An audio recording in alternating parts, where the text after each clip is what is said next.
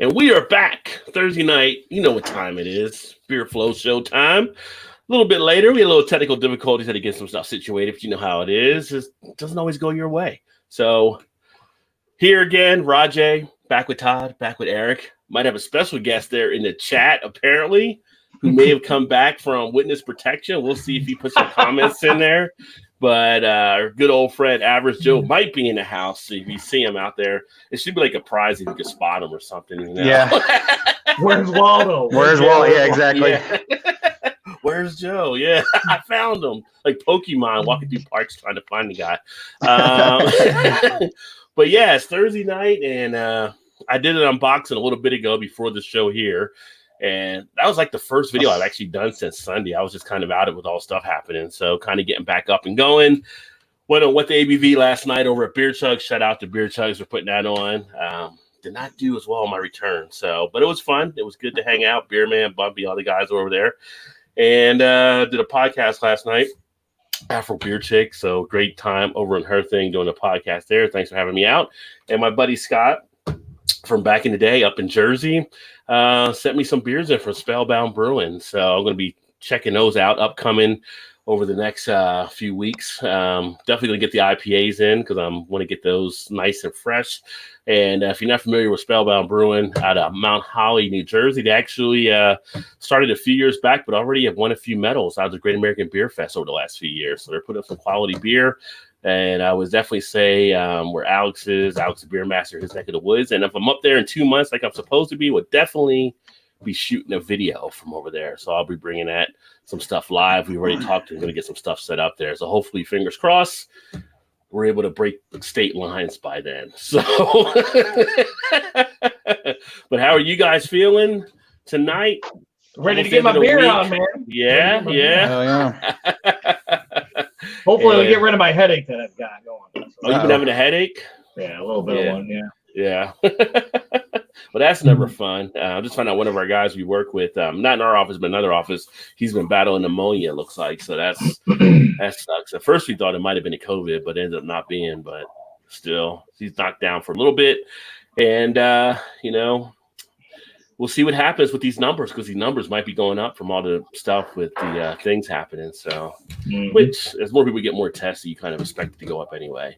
Well, you got Vanessa in the house. She was the first one in. She said hello, and I responded to her earlier.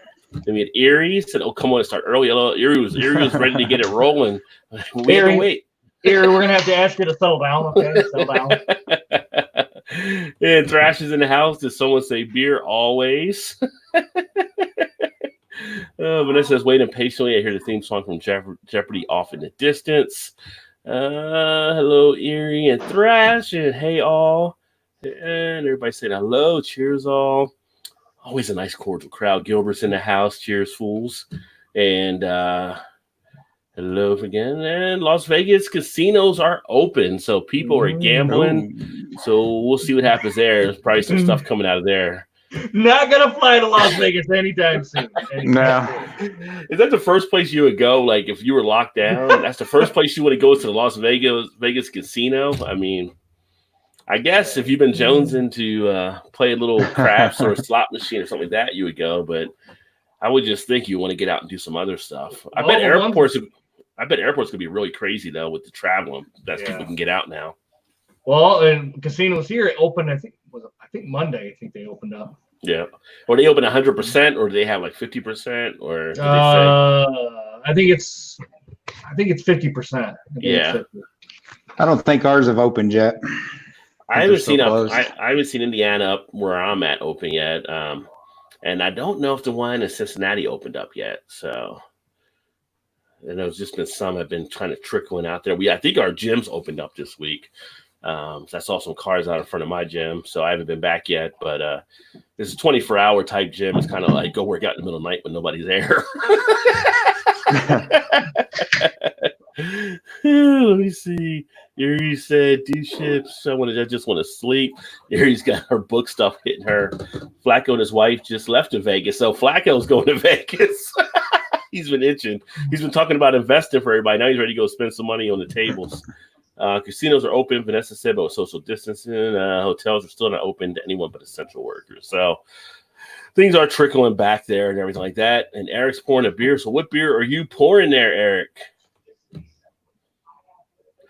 Austin Brothers. Oh, I heard about them. Orange Smoothie IPA. Nice. Sorry about there's no stuff down here. There we go. 6% alcohol by volume. There you go. Yeah. $3.99. $3.99.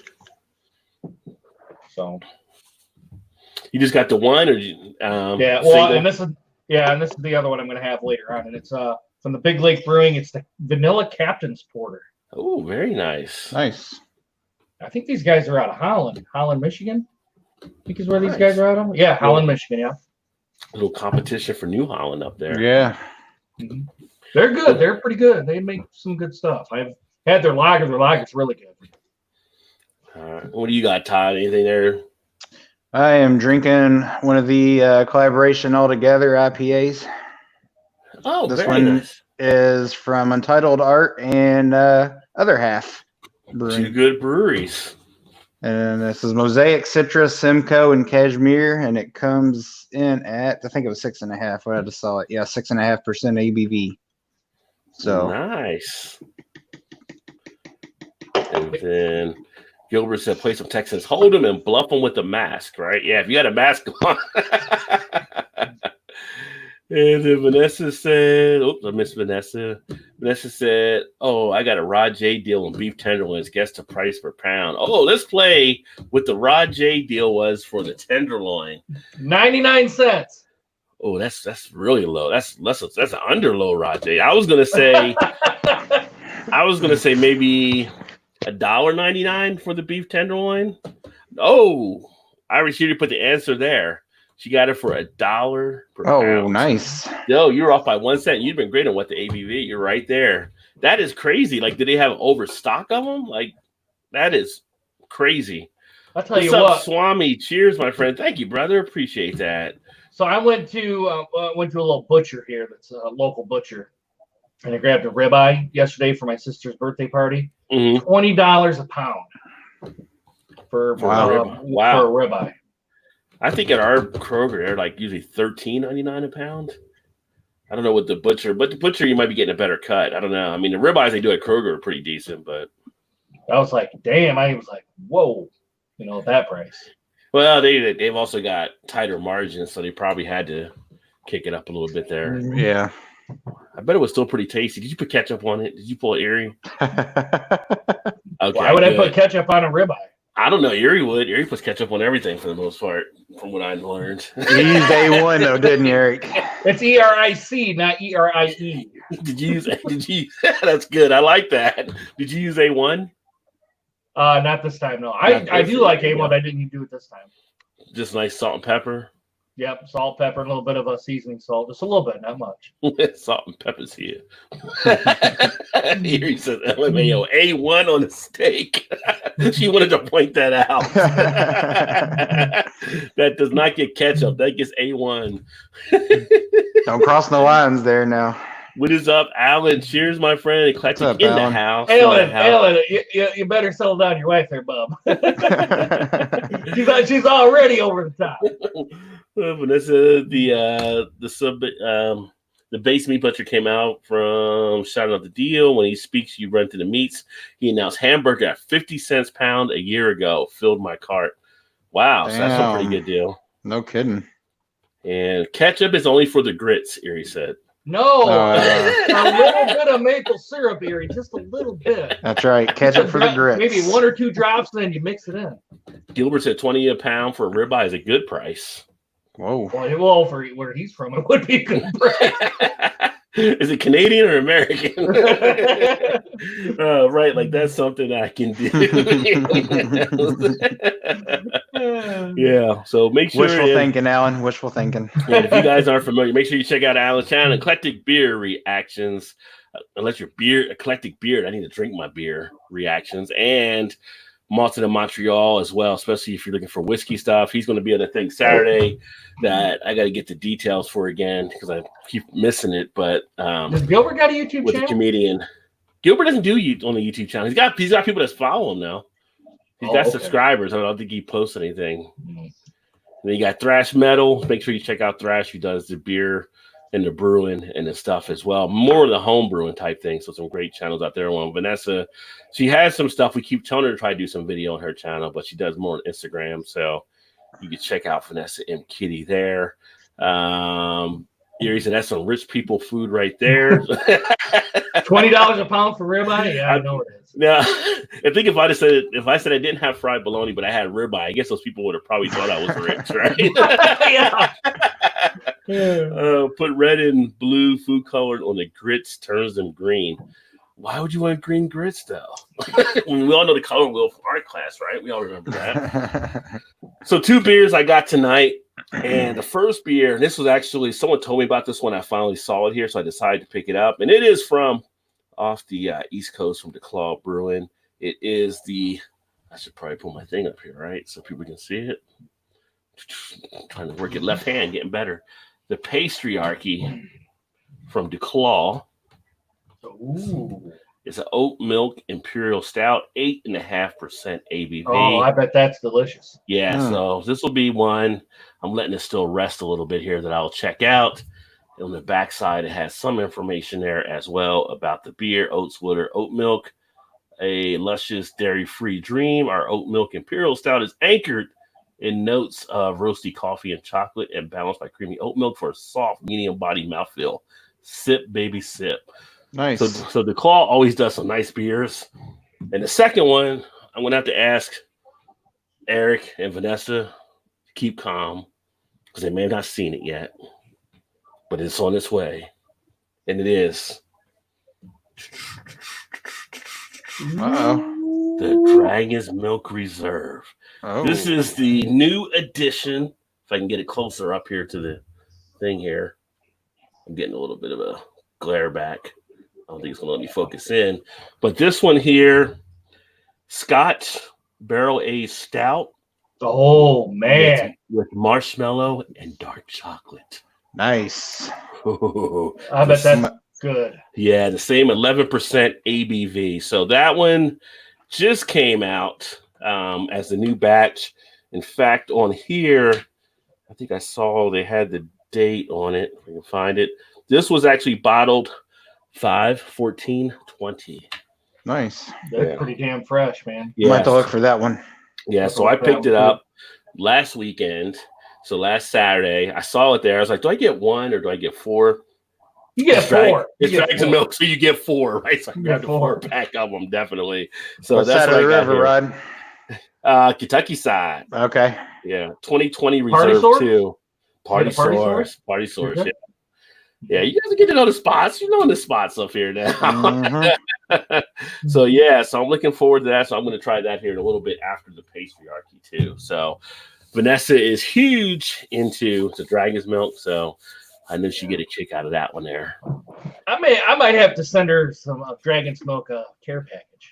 Yeah, well, she would love you for that. Her husband will be like, "Who's sending you beer?" You'll be the beer boyfriend, double B. Oh. At Pensacola, NAS, I usually get ribeye for $2 a pound. There you go. Damn. That's a Rod J deal. Strips usually $12 to $15 a pound. Ooh, where do I find the reserve? Yeah, so this was actually one of my spots. It's a matter of if your stores are getting it in now. I know you get a lot of stuff there in the base. I don't know if they get it, but since they get Dragon's Milk, you might want to ask them to look at getting that one on the reserve series. I know it's hit and miss for me here in Indiana. I don't know why. Like I either miss them or we just don't get all of them. I'm not really sure. Yeah, probably just miss them. It was lucky that I was actually there that day because these were starting to go a little quick. So they had like some singles that were down to about 3 or 4, but the 4-packs were starting to have that little space in there, like people were seeing it and getting it. So definitely looking forward to tasting that here in a bit. Like I said, I need to find that one. It looks like I'll be taking a trip to the beer store tomorrow. Get on out there and get some. Yeah, see if they got it there. If you usually get Dragon's Milk, then hopefully you get that there. Now, where you're at, Eclectic, I don't know if you've had this one or not, but they're off the East Coast, so I would think you might be able to get the Pastryarchy as well. So if you can get that one, I'm going to crack that open here in a couple minutes. Triple B's in the house. And what's up, fellas? Make sure you guys are checking out Beer, Barbecue, and Baseball as well. about to crack open my beer. And Eric, how's your beer going down thus far?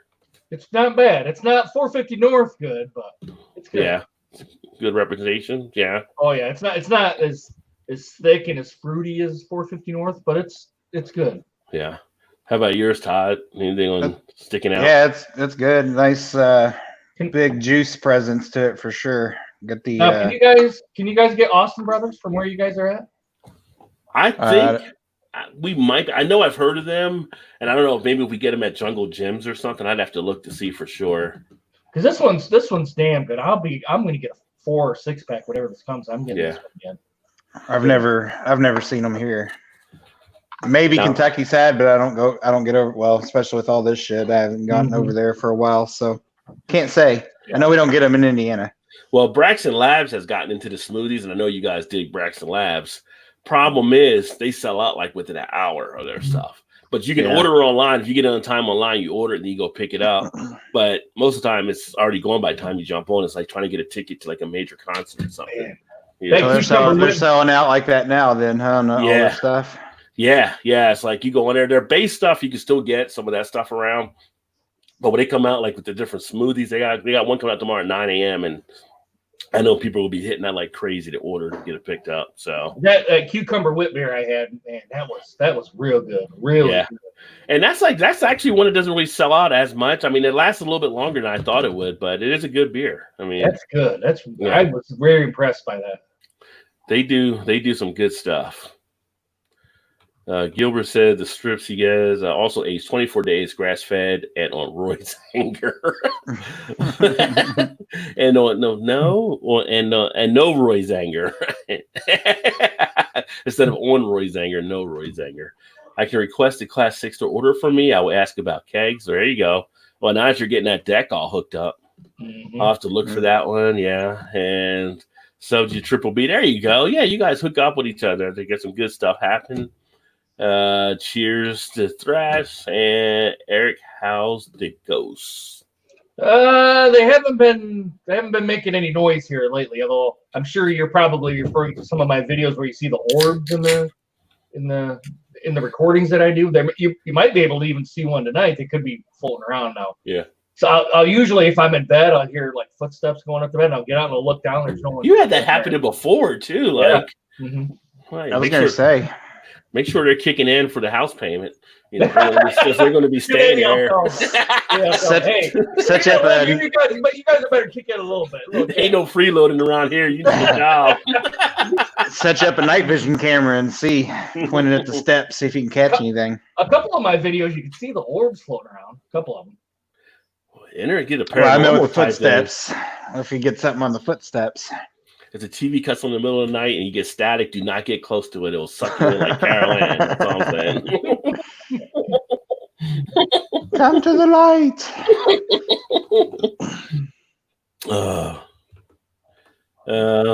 Triple B said thanks to Thrash as well and got you back as well. That's what it's all about, hooking up, networking, and connecting. I can tell you some good ass ghost stories there. He said, "Yeah, I got some pretty good ones." You guys actually believe in ghosts, though? I've heard too many stories and people that has experienced it to not, to be honest with you. Yeah, I'm not saying they're not. I'm just asking because back in the day, we used to go into some houses like we're back in high school, and I don't know if it was we were drinking, but you go out these different things that are supposed to be haunted, and you go through stuff. And I remember we went to one house one time, and it was like real weird. Like none of us were near like this door. 1 minute was open, 1 minute was closed. You heard like the walking around type thing, but nobody was there. Mm-hmm. So you see some freaky stuff at times, but you don't know if it's just your head playing with you either. Yeah, that's what I think. It's my mind playing tricks on me where I think I'm hearing it. Yeah. I've never actually seen anything, any apparitions or anything, but I've definitely had some experiences of sorts, let's say, on 2 different occasions. Of course, one of them was at Waverly Mansion in Louisville, which is like one of the most supposedly haunted destinations in like maybe all of the country or the world. Yeah. Which is what used to be the old tuberculosis hospital back in the late, from like the 20s to the 60s or something like that. Yeah. If you watch any of like the Ghost Hunters, the Ghost Adventurers, or whatever, they're always trying to go to the Waverly. Actually, they were just on TV. Forget which one it is. The Ghost Hunters, maybe. They were just there, or weren't just there, but they just had a new episode on last week where they were at Waverly. And it's pretty cool. We've actually been and toured that before, and it's actually pretty good, little historic bit to it. Whether you believe or not, it's kind of a neat place to go to. Let's see. I should have had you guys when we were up here. We should have went to Bobby Mackey's because that's supposed to be. Oh, yeah. And the Ghost Hunters were there before, and they actually left. They said because it was like freaked them out. Oh, really? Some stuff, but oh wow. But do you know about Bobby Mackey's? Mm-hmm, I do. Yeah, it's like the bar, and it's supposed to be haunted down there, and there's different things that happen. And I'm not like, well, how can it be so haunted if people come here to work? Like, if this was like supposed to be really scary, I would think people wouldn't want to work there. But they're like, I guess they don't really bother people too much or whatever. But I don't know. Just kind of some freaky stuff they say happens there. It's only like 10 or 15 minutes from my house where it's at, actually. So just haven't been over there. But they do like tours and stuff down there too and stuff. But some people said they went down there and got freaked out on some things. That stuff's always intriguing to me. Yeah. It's always intriguing to me because I desperately always just want to see something. Like I want to see something. Oh, I'd probably flip the hell out if I actually did, but I actually would like to see something. I'll tell you this morning at about 2 a.m, my fire alarm or my fire thing went off, and I'm like, it only went beep beep and just once, and I'm like, what the fuck? And I'm like looking around.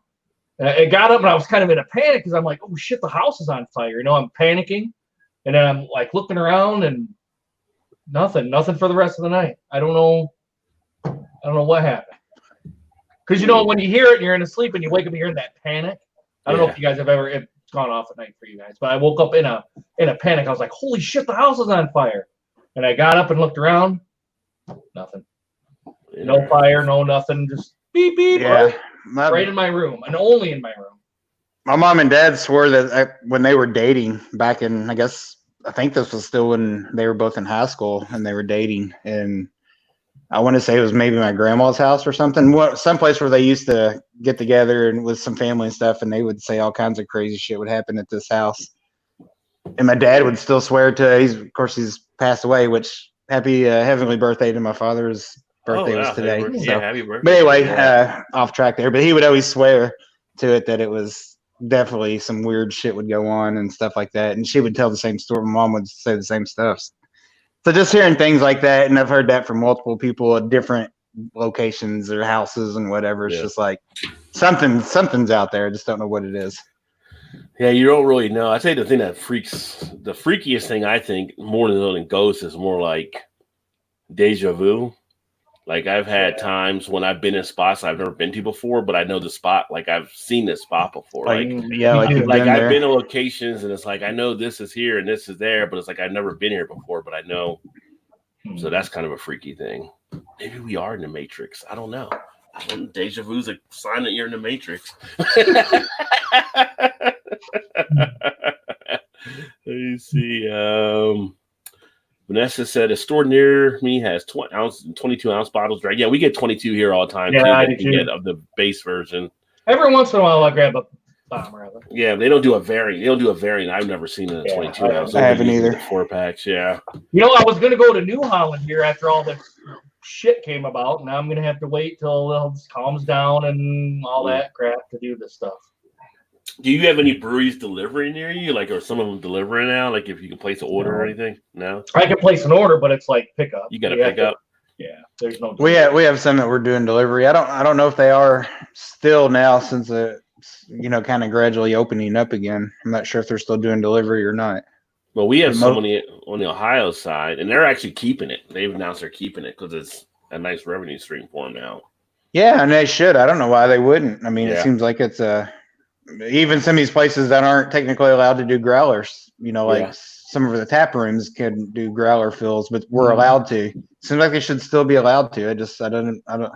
I've never understood that rule or law anyway, but it's like all you're doing is helping the business. Plus you can get it and go back home and then you ain't got to worry about driving later or whatever, Yeah. And even some of the restaurants that were delivering alcoholic drinks with meals, they're still going to do it. They're still keeping that going as well. So like I said, I thought it was going to be hard to put back in the bottle once you did it because people would easily get used to that. And why not let them go in and do it that way? Do you think they're still being able to do that just because it's still kind of 50% capacity at places that are open, or still kind of easing back into it? It could be. They may have relaxed the law on it while that's still happening until they're back at 100%, or businesses may be out there saying, hey, we want to keep this line because it opens up a new thing. So seems like it should. I mean, if it helps the business, and like I said, my thing was if you have people doing that and they're drinking at home, you don't have to worry about them being on the road doing something either and getting 2 slots. Right. Which is nice. Seems like a win-win all the way around for everybody. Yeah, and we already had it in Cincinnati where you could actually, we can't do it on the Kentucky side, but on the Ohio side, you can go on Amazon and deliver beer within an hour to your house from places. So they have Amazon, and we were like one of the test markets for that. I think Cincinnati, it might be Chicago, and like probably like New York and a few other spots. But yeah, you just go right on to Amazon and you order like a 6-pack of Rheingeist and they'll have it to you within an hour. And it's crazy because it's like $9.99 still for the 6-pack, and your fee to have it done is maybe $2 or something, like $2 or $3. So it's kind of like, oh, nice. That's worth it for the gas for you to go there and back anyway. So here he said our place in Alabama was horrible, and I grew up in a haunted house. Was it haunted though? How do you know it was haunted? The oldest paper mill in the country is here in town. I worked there for a time. I can show you very interesting spots in the basement. Built made in the early 1600s. Triple B says Eric's so legit. I have seen them on his video. You should get a thing. Maybe you can get ghost hunters out to your house or get something. They might. He must be talking about the orbs. Yeah, that's what I'm saying. Get them out there to investigate. They probably throw a few dollars in your pocket. Well, based on Eclectic's comment, I guess maybe it was haunted because he said, fuck the house in Bama. So maybe he might have freaked him out there a little bit too. Thrash said Eric needs a professional home inspection. A cleansing. An exorcism. Beer Barrel Bourbon by New Holland. I haven't had that one before. Have you had that one, Eric? The Beer Barrel Bourbon. I haven't seen that one before. I haven't either. One that I actually like by New Holland too, I haven't had in a while, is the Poet. I thought the Poet was a pretty good one. I like the Mad Hatter. Mad Hatter, that's a good one too. Different series. They have the different Mad Hatter beers in the series, and also the Cabin Fever is a good brown ale that they have. Fever, I got a case of that one time for $12.99. That was a Rod J deal. First time I ever had it, that was the deal I got for it. It's extreme. Yeah. I'll take these off your hands, no problem. New England has a plethora of crazy haunted play. Yeah, New England is known for that up there as well. I just wonder sometimes if it's like, 'cause a lot of times those are older houses, and if it's like the settling or creaking of the age of the house, sometimes I just wonder. Found a 5.16 gallon keg of Dragon's Milk. There you go. Never been so freaked out on a single wide trailer, did we? Had crazy shit happen at that place. I did not like that house at all. What kind of shit was going on? Yeah. If it's not too long to type out. Yeah, that would be interesting to see what may have happened that caused those kind of issues. When we first got this house, I used to think it was someone haunted in our main bedroom. Our ceiling fan and light, it would just cut on by itself at times. And I was like, what is going on here? Like, this is weird, or something. Like middle of the night it would cut on, or middle of the day. And it's like, but then I kind of realized I think our wavelength is on the same as one of our neighbors who has like the radio frequency for their garage doors. So I think because it happens when I hear a car leave a lot of times. So then it was like, oh, it's just that happening or whatever. So my brother, Eric's met my brother. Him, before he got together with his wife, the house he was living in, he would swear was haunted. And a bunch of people in the subdivision would say the same thing. Apparently, this subdivision was built on like an old Indian burial ground or something. I've seen this movie. Yeah, right. And he said he'd go to sleep and he, like Eric was saying, you hear footsteps, sound like somebody's just running down the hallway. Yeah. Well, he said one night one morning he got up, and in his laundry room, like he had one of those big kind of like softener type things, whatever, like the big you get from like Costco or something. He said it was just sitting in the middle of the floor, like it was nobody else had been there, like he had no idea why it would be on the floor. So then he just kind of started messing around just to see what would happen. And he said it would just keep continually just would happen. Only person he was the only one that lived there, just him and his dog. And just silly, just shit like that would happen. It's like, oh, wow. Yeah. Would the dog freak out? Because if the dog freaks out, that's when you know you need to get out the house. The dogs know that shit. Yeah, he said that she would sometimes, but he used to also rent my aunt's house back when, a long time, 20 years ago, probably plus maybe, and he had a dog there too. And her husband passed away in the house. My brother would say he'd sit there and be watching TV, and the dog would stand. He was kind of a part lab, part, I don't remember what he was, but real sweet dog. But he could get vicious sounding. He wouldn't do nothing to anybody, but he would stand in the hallway and look in the kitchen where my uncle had passed away at the table of a heart attack. And he said he would just sit there and just snarl and growl, and the hair on the back of his neck would just stand up. Like, and he'd go in there and it wouldn't be nothing, he wouldn't see anything.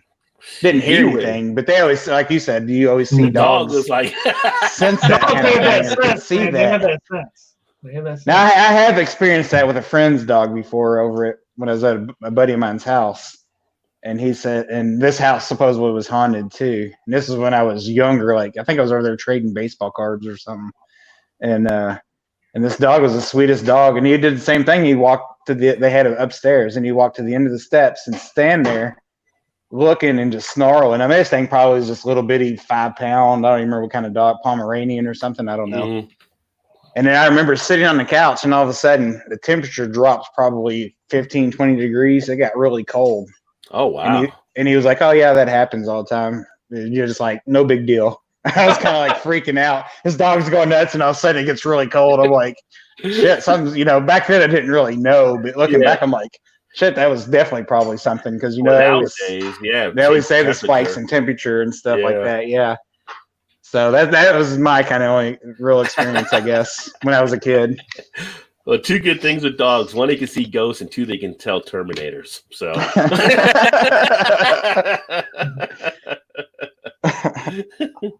Vanessa said, "Ever meet the Warrens, the famous paranormal investigators?" And she did back in '76. No, I just know the story of them because the Warrens are the ones that do like Annabelle movies around, and the Conjuring. That's who they actually play or are based off of, are the Warrens. Trilby said, "Have a great night, guys. You too, my friend. Thanks for swinging by. Keep rocking it, my friend. Take care, man. Take care." Smoky, greasy-looking orbs around our lights and fans. Demonic dreams that would occur only in the master bedroom. Would have random beating sounds on the sides of the walls, in and out, shaking it. That's some interesting activity. Yeah, no kidding. Yeah. Something would constantly walk around the bed over and over again. When we got out, puppies, they would go full where the footsteps were. That was just some of the stuff. Would have the pictures fall off the wall. Pictures side up, never down, never straight, up and down on the side against the wall. It was craziness. Fuck that place. I'd be out. I'm out. I'm done. I don't care if you're friendly or not. I'm out of here. Yeah, my pics would always just fall for no reason, and my sister-in-law thought I was crazy as hell until she was there and something started beating down the walls. Oh wow.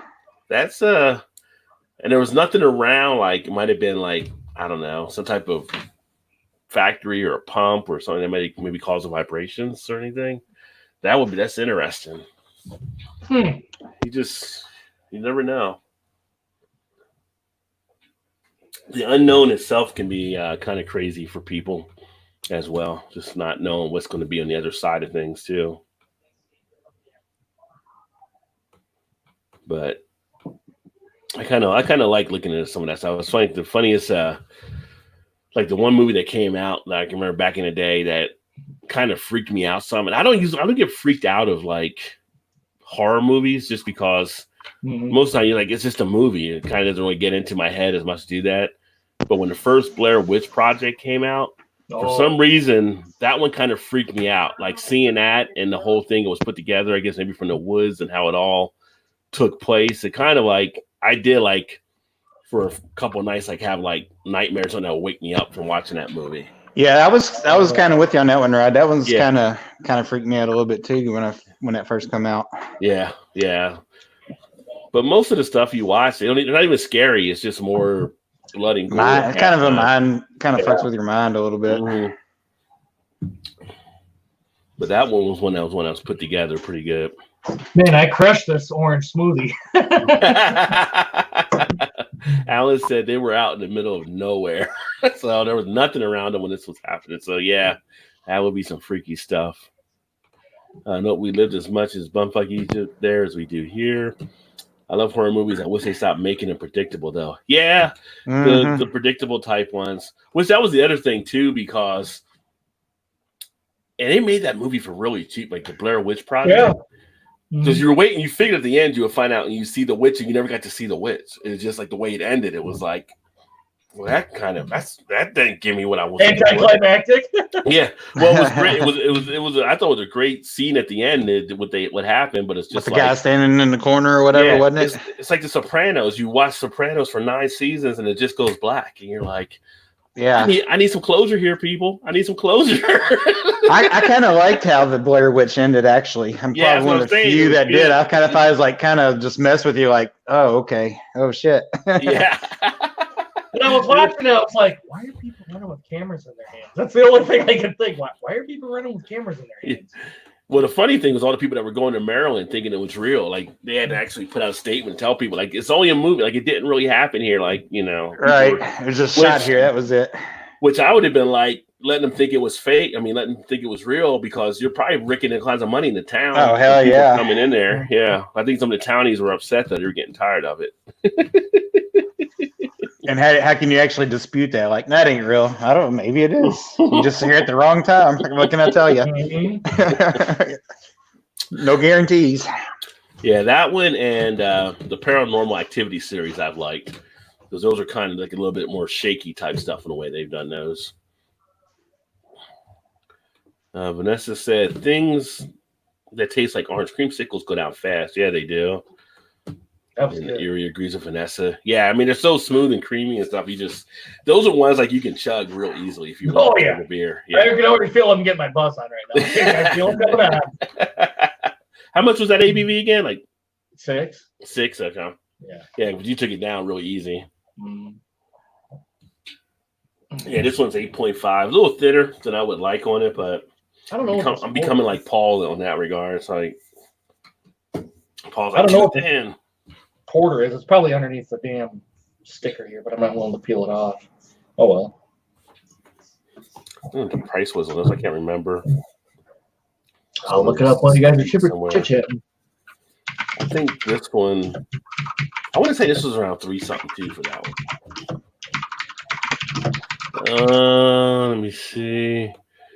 And fucking up classic horror movies. Yeah, well, they do those different remakes. I watched a couple weeks ago. I watched the second part of it, so I watched it too to see what how was that?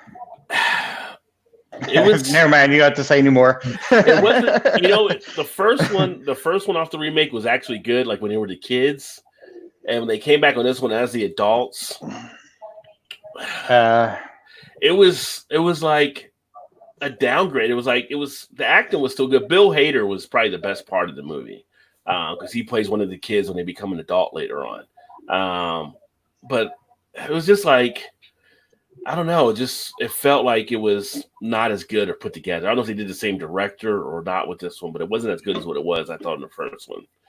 And I usually like a lot of the Stephen King movies. It was okay. It was less than expected, I should say. It wasn't bad. It wasn't terrible. It just wasn't up to what I thought it was going to be.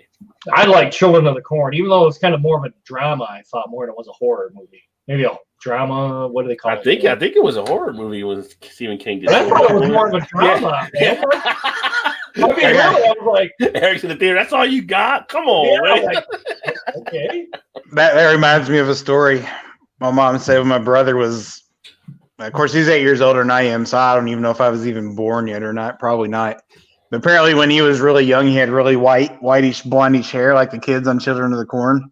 And they were watching that movie, and I guess I don't know if my brother was like sleepwalking or something, and he come out of his room down while they were watching that movie. She said it scared the shit out of us. We didn't know what to do. Like, wasn't sure what was going on.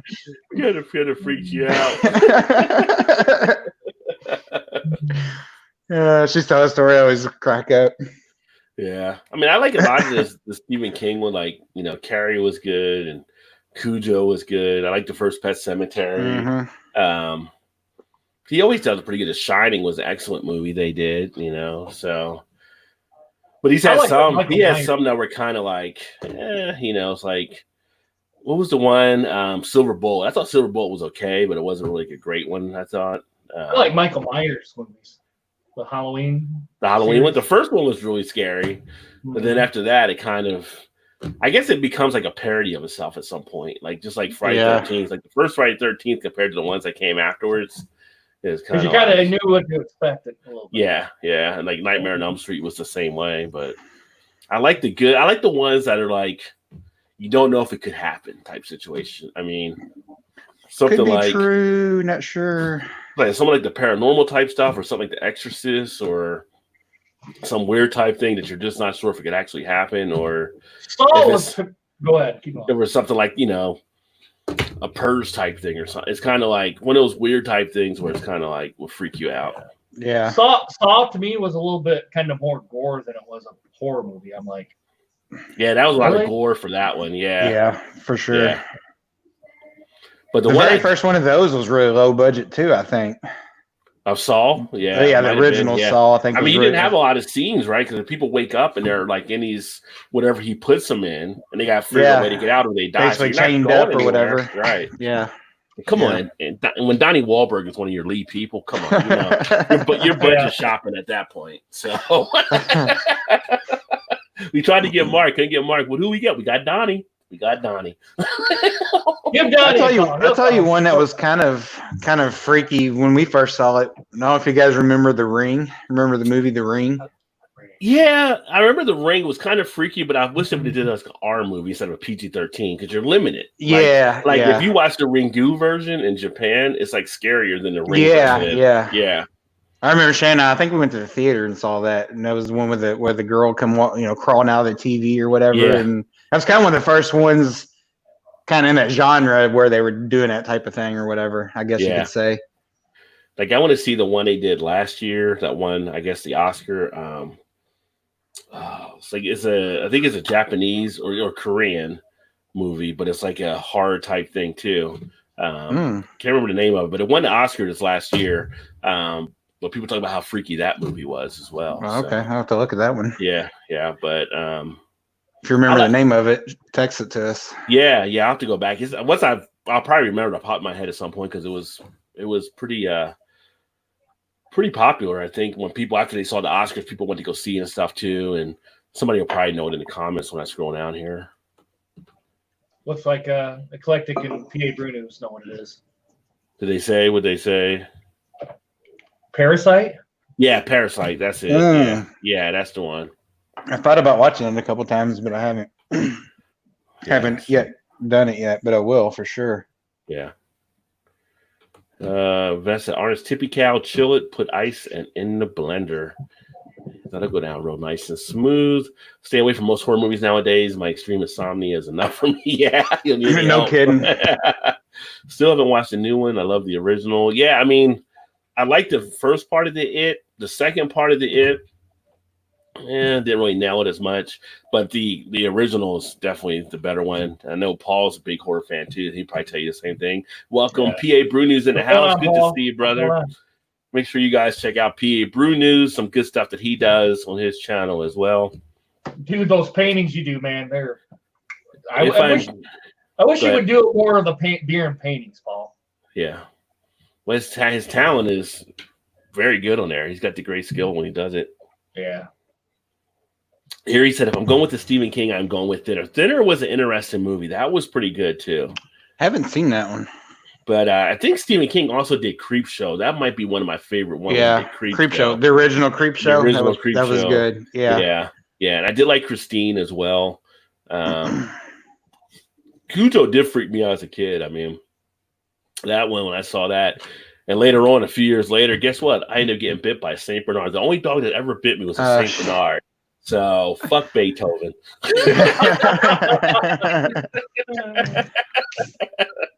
Dog can kiss my ass. Wasn't it odd that he's done movies like Shawshank and we did. So I'm sorry. Stand by Me was a classic. Stand by Me, and then the Green Mile, I think, was also Stephen King, if I'm not mistaken. Good as well. Yeah.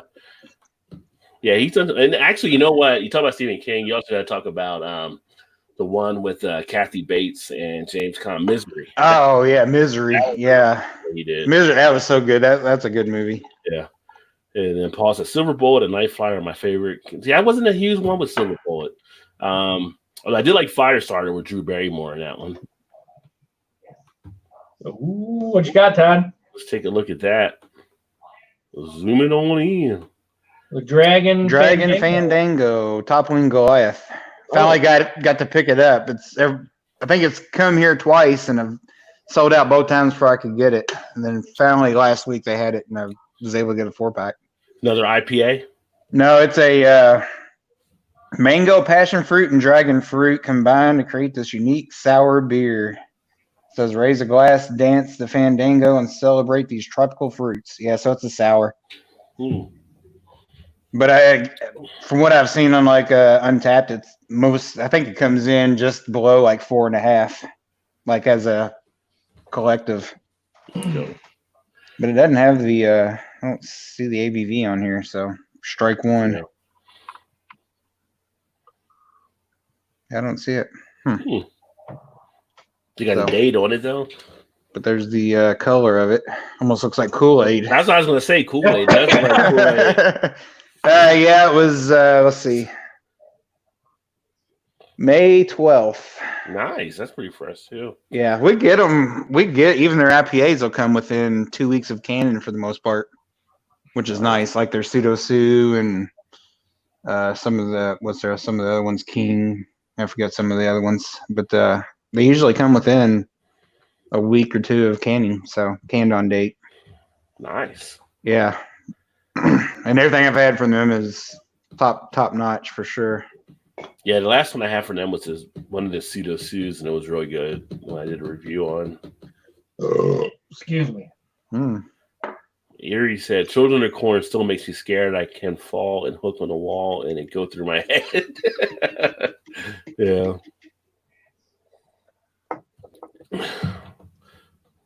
Cheers. And Silver Bullet is amazing. You like Silver Bullet too. I love some Nightmare on Elm Street until they mess it all up. Yeah. It's kind of funny. Like people forget like some of the people that were in some of the other horror movies. For instance, like the first Friday 13th actually had like Kevin Bacon was one of the first ones killed in that one. Nightmare on Elm Street had like Johnny Depp get killed on that one. I was going to say, yeah, Johnny Depp was in that one. And it's like these different people that are in some of these, and the roles are like they're not big roles or anything yet. You know, later on they become people and stuff. But it's just funny when you go back and see them later. I tell you, another good movie was good too back in the day was the original Flatliners. I like that one. I thought that was good. Flatliners. Yeah, it was Kiefer Sutherland and Julia. That's when I got to revisit the Flatliners. Yeah, that was actually that was some freaky stuff on that one. It wasn't really as much scary, but suspenseful because they would go back to the past that they had to deal with or make peace with and stuff. And that hockey kid was fucking Kiefer Sutherland up every time he go back. He was like, I'm not going back again. But he had to go back, otherwise he couldn't then go forward or whatever. I wonder how that one holds up over time. Did they do it? I think they tried to do a remake of Flatliners. I think you're right. Yeah, I think they did. Anything about it. I mean, some movies you just don't need to touch. It's like, why I can do that? You don't need to. It's still the classic is still better. Right. Yeah. And that's usually the case 90% of the time. Guess who made their appearance in the chat? Oh, I didn't get down there yet. Don't tell me down there now. I'm not going to say films. Paul, everything sucks anymore. Paul, he says everything sucks. Unless it's Night of the Living Dead, the original Paul doesn't want to deal with it. Same with the Leprechaun movies and Child's Play. Loved them until they made them a joke. Yeah, that's the thing. Hollywood will ruin anything after a point because it becomes parodies of themselves. They're going to keep going until people stop paying for it. It's not because they're predictable. You know what's going to happen. Yeah, they all should be one and dones. There's definitely some good ones that are one and dones. There are some movies I like to see a sequel possibly to. Not necessarily has to be a scary one. I mean, there's some movies that you see that are pretty solid that'd be like, oh, I wonder if they would ever do something else to continue it. So, like, whatever happened to the kids from the Breakfast Club? Whatever. Did he go back and hook up with Molly? Did they get together? What happened to Anthony Michael Hall? You know, was he still that nerd? You still know. You don't know. You don't know what happened down the line. You know, was the girl? Was she still drinking vodka every day, all day? The original Ring was pretty good. Yeah, the Ring U version. Yeah, first two Saw movies weren't bad. Yeah. And then it just starts to repeat it. Worst one I ever saw that was overhyped was Hostel. I actually didn't mind Hostel, but that was more gory than anything, than kind of scary as well.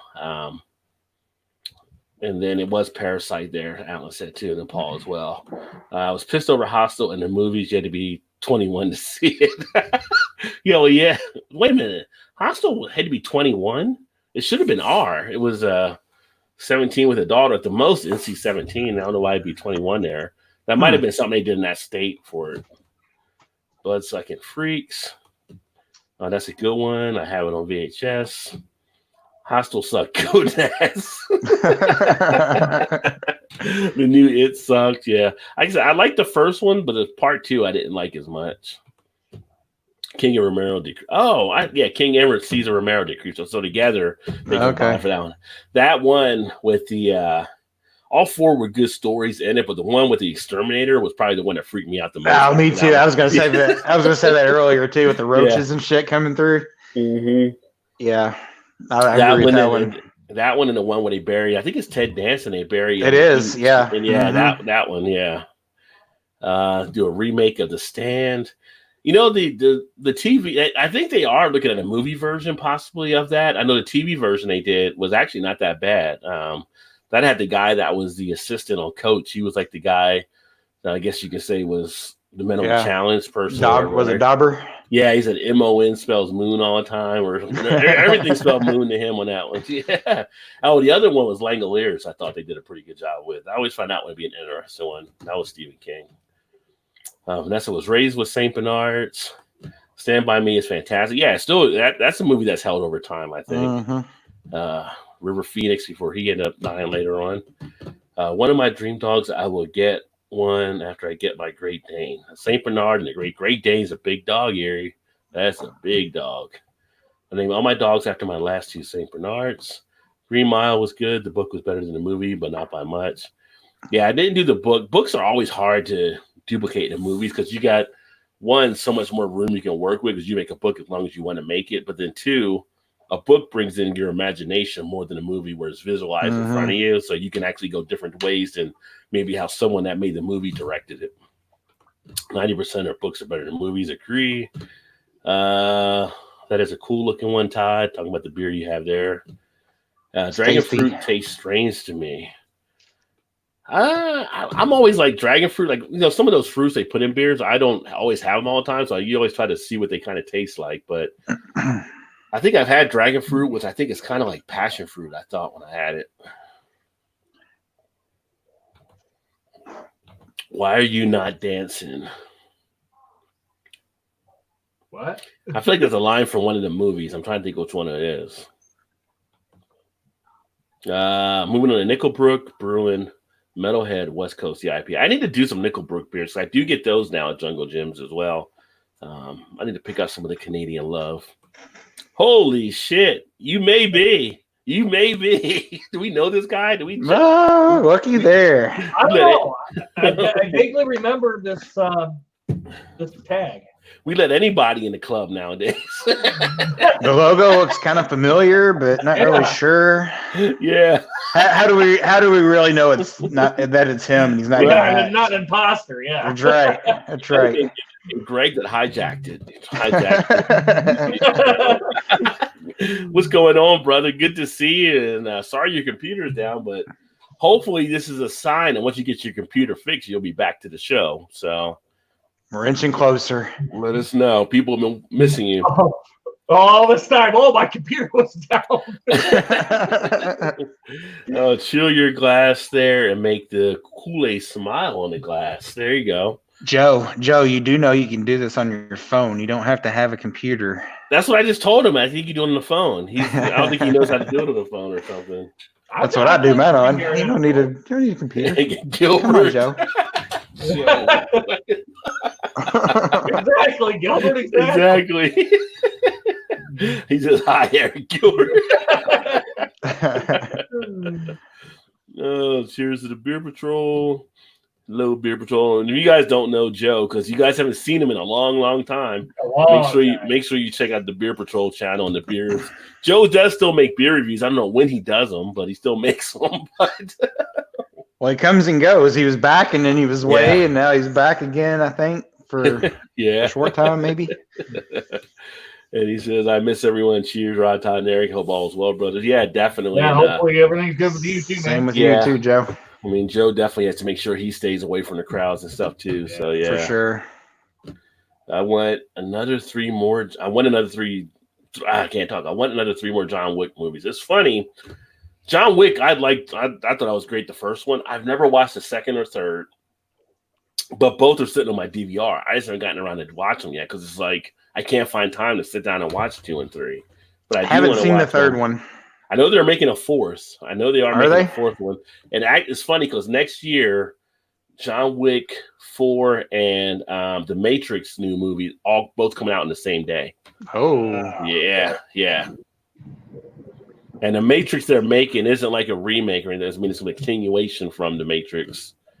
I feel like they're going to try to make up for the third Matrix. I feel like it's going to be like Rocky 6 to make up for Rocky 5, or like don't act like Fast and Furious 4 to make up for Tokyo Drift. It's like don't act like you didn't see the other movie because that wasn't really how it was supposed to go. So we get a do-over. It's a do-over. Yeah, MOON. That spells moon. Grease Vanessa. 50 Shades books were better than the movies. Just saying. I never watched the movies because that kind of wasn't my kind of thing to check out. I know a lot of women did, but so you watched it? Todd's froze. Oh, what's Todd going to say? God, Todd froze. Oh no. Maybe Shannon watched it and she beat Todd's ass. Or someone unplugged the. Wait for Todd to come back. That's funny. Let's put Todd up there. It's like he's got that smirk going right there. Oh, there you go. Am I back? You're back now. No, I didn't watch any of them. But I was going to say we watched Sons of Anarchy. She only started watching Sons of Anarchy because the main dude in that was supposed to be in 50 Shades of Grey, so she wanted to see what he was all about. I forget what his actual name is now, or whatever the hell his name was actually in Sons of Anarchy. But the main younger dude was so anyway, she wanted to watch, then she started watching, she's like, that sucked. That movie sucked. Like 50 Shades. So she read the book and all that too. Yeah, she watched the first one. I was like, I don't want to watch that. I don't want to watch that. In other words, Todd and Shannon now have a swing. No. We do not. I want a series made from Chuck L. Chucker's series of Soul series of books. I haven't heard of that one. I haven't either. Todd's beers said it would make him dance. Oh, you say your beers would make you dance? The Fandango, I guess, maybe. Oh yeah. Oh, he was saying dance to Fandango. Is it Trip to Fandango? Elbows in the house. What is going on? It's a little Rod and Company. Cheers, Elbow. Good to see you, my friend. Hopefully you're hanging in there well down in Florida. Elbow? And things are going good, and you're enjoying some good beers, of course. Oh, he says, my computer isn't down. When I said machine, I meant work machine, as I'm on my phone at work currently. Why it's broken, sons. Okay. So he is at work still right now, but he can't do any work because that's not working. That sucks. I'm replacing the Harry Potter movies on my micro SD card with the John Wick movies. There you go. That's an upgrade. I was never a Harry Potter person, though. My wife was into Harry Potter.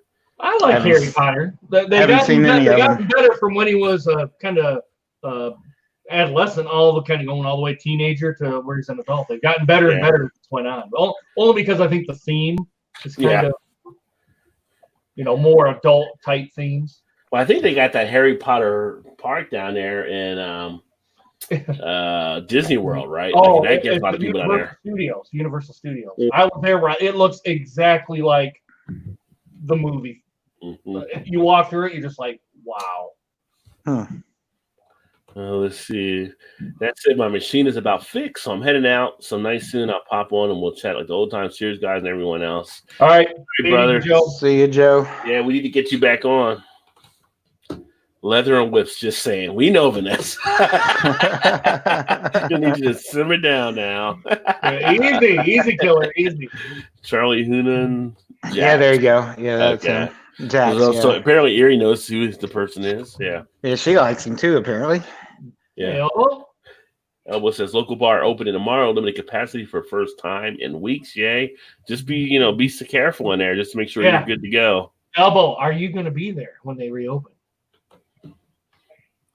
And I said, by the Beer Patrol. Hey, Kyle's in the house. What's going on? No, What's up, friend? Kyle? Good to see you. And Elbow said, hello, Vanessa. Hey again, Vanessa. And hi, No Hype. I saw your show earlier. Very nice. He said, I appreciate that. It was great interacting with you. Yeah, if you guys don't know No Hype, no Kyle over there, who's got like a big old beer cellar. If he's on his Fun Pop room, make sure you check him out as well. Does some great beer reviews. And then also Elbow's doing the music and the beer reviews as well. So make sure you check out Elbow88 on his channel. I really hate how YouTube switched that way. You just couldn't hit the dots and go right to their channels. They made it such a pain in the butt. Show was good. No Hype. Those beers look yummy. No Hype always has pretty damn tasty beers. That's for sure. I get beer envy watching his stuff sometimes. Mm-hmm. No Hypes. Yeah, he gets some really good stuff. Yeah, I think he likes Holmes beers quite a bit. I never been over to Ann Arbor to get any the Holmes beers or Ypsilanti, I think is where it's at. Do it, Eric. Do it. I've partied in Ypsilanti before. I was surprised that Ypsilanti was actually a nice little party area. Was not expecting to be in Ypsilanti. We came over from Ann Arbor because we were at a Michigan game. And there was nothing really doing in Ann Arbor, but they could go to Ypsilanti. I'm like, what is this Ypsilanti? So we drove over and had a blast that night. Us locals call it Yipsy. Let's call it Yipsy.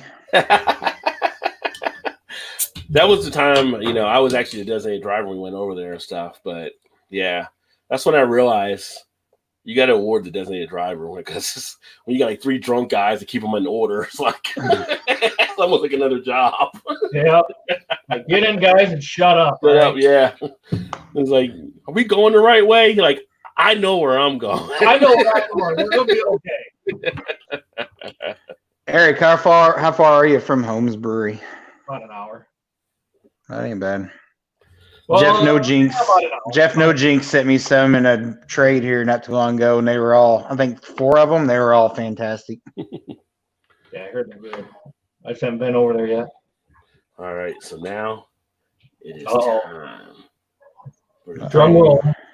Here we go. The new Dragon's Milk Reserve. The head went down rather quickly.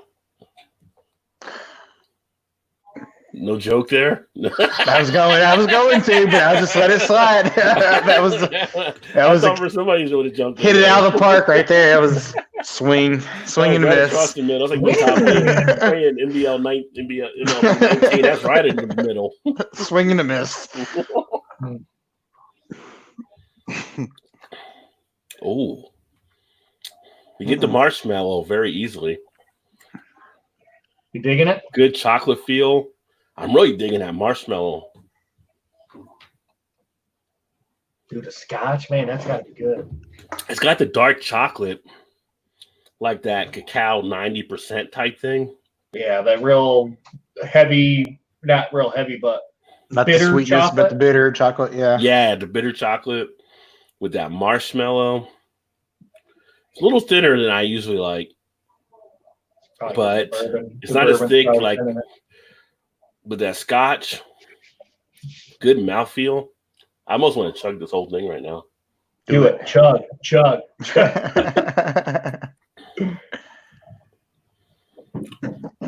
You get a nice feel of the scotch there on the back end.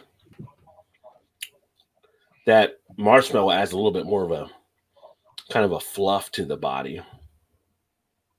But yeah, no, it's damn good. I was like, so I'll do a review on one of the other ones, but if you guys see it out there, the Dragon's Milk Reserve, the new one for this year, I would definitely say pick it up. Slide that way. Yeah, I'll go there this weekend and grab them. This is a Scotch barrel aged with the marshmallow and the dark chocolate. So, based on your initial reaction, is it worth getting the 4-pack? Yeah. It is. Yeah. All right. Yeah, it's I it's might have pretty to look damn at that good. one. I might have to venture over to Kentucky side and see if I can find some there. Yeah. They got to Kyle. play some. Oh, go ahead. Oh no, so Kyle was just saying, all right, this old man has to go to bed because All right. All right, brother. Kyle. Good See you, seeing you, my Kyle. friend. So, Todd, is there in Louisville there for a good craft beer place? Yeah, there's actually several. It's just a matter of if you want to go kind of downtownish or not so much on the outskirts, but not quite downtown. A little Don't you bit guys less, have- a little don't bit you, like, less traffic. Total Wine down there or whatever? Yeah, we have one here. It's always kind of iffy when you go there because they always have some out of date stuff, especially on the IPA side of things. Yeah, they did in Dallas when I went to it for the first time, but I was just saying they're kind of shitty now for what Yeah. they did. I don't know if you saw about what they did to their trying to do to their employees. No, I don't guess I did. They had paid the employees like hazard pay and stuff when they were going through everything with the COVID stuff, and now they're trying to take the money back from them. Oh, It's yeah. like, That's pretty shitty.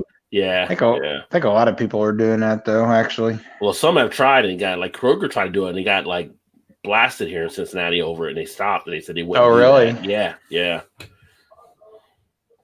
Hmm. It's like that's just fucking bad business. Yeah, I don't go over to Total Wine too much. Although it's a with our new Eastern, well, not new. It's been there for a year and a half, maybe now, I guess. But it's 15 minutes from my house, maybe. It's not that far. Yeah, but I don't. There's a couple others I'd rather hit.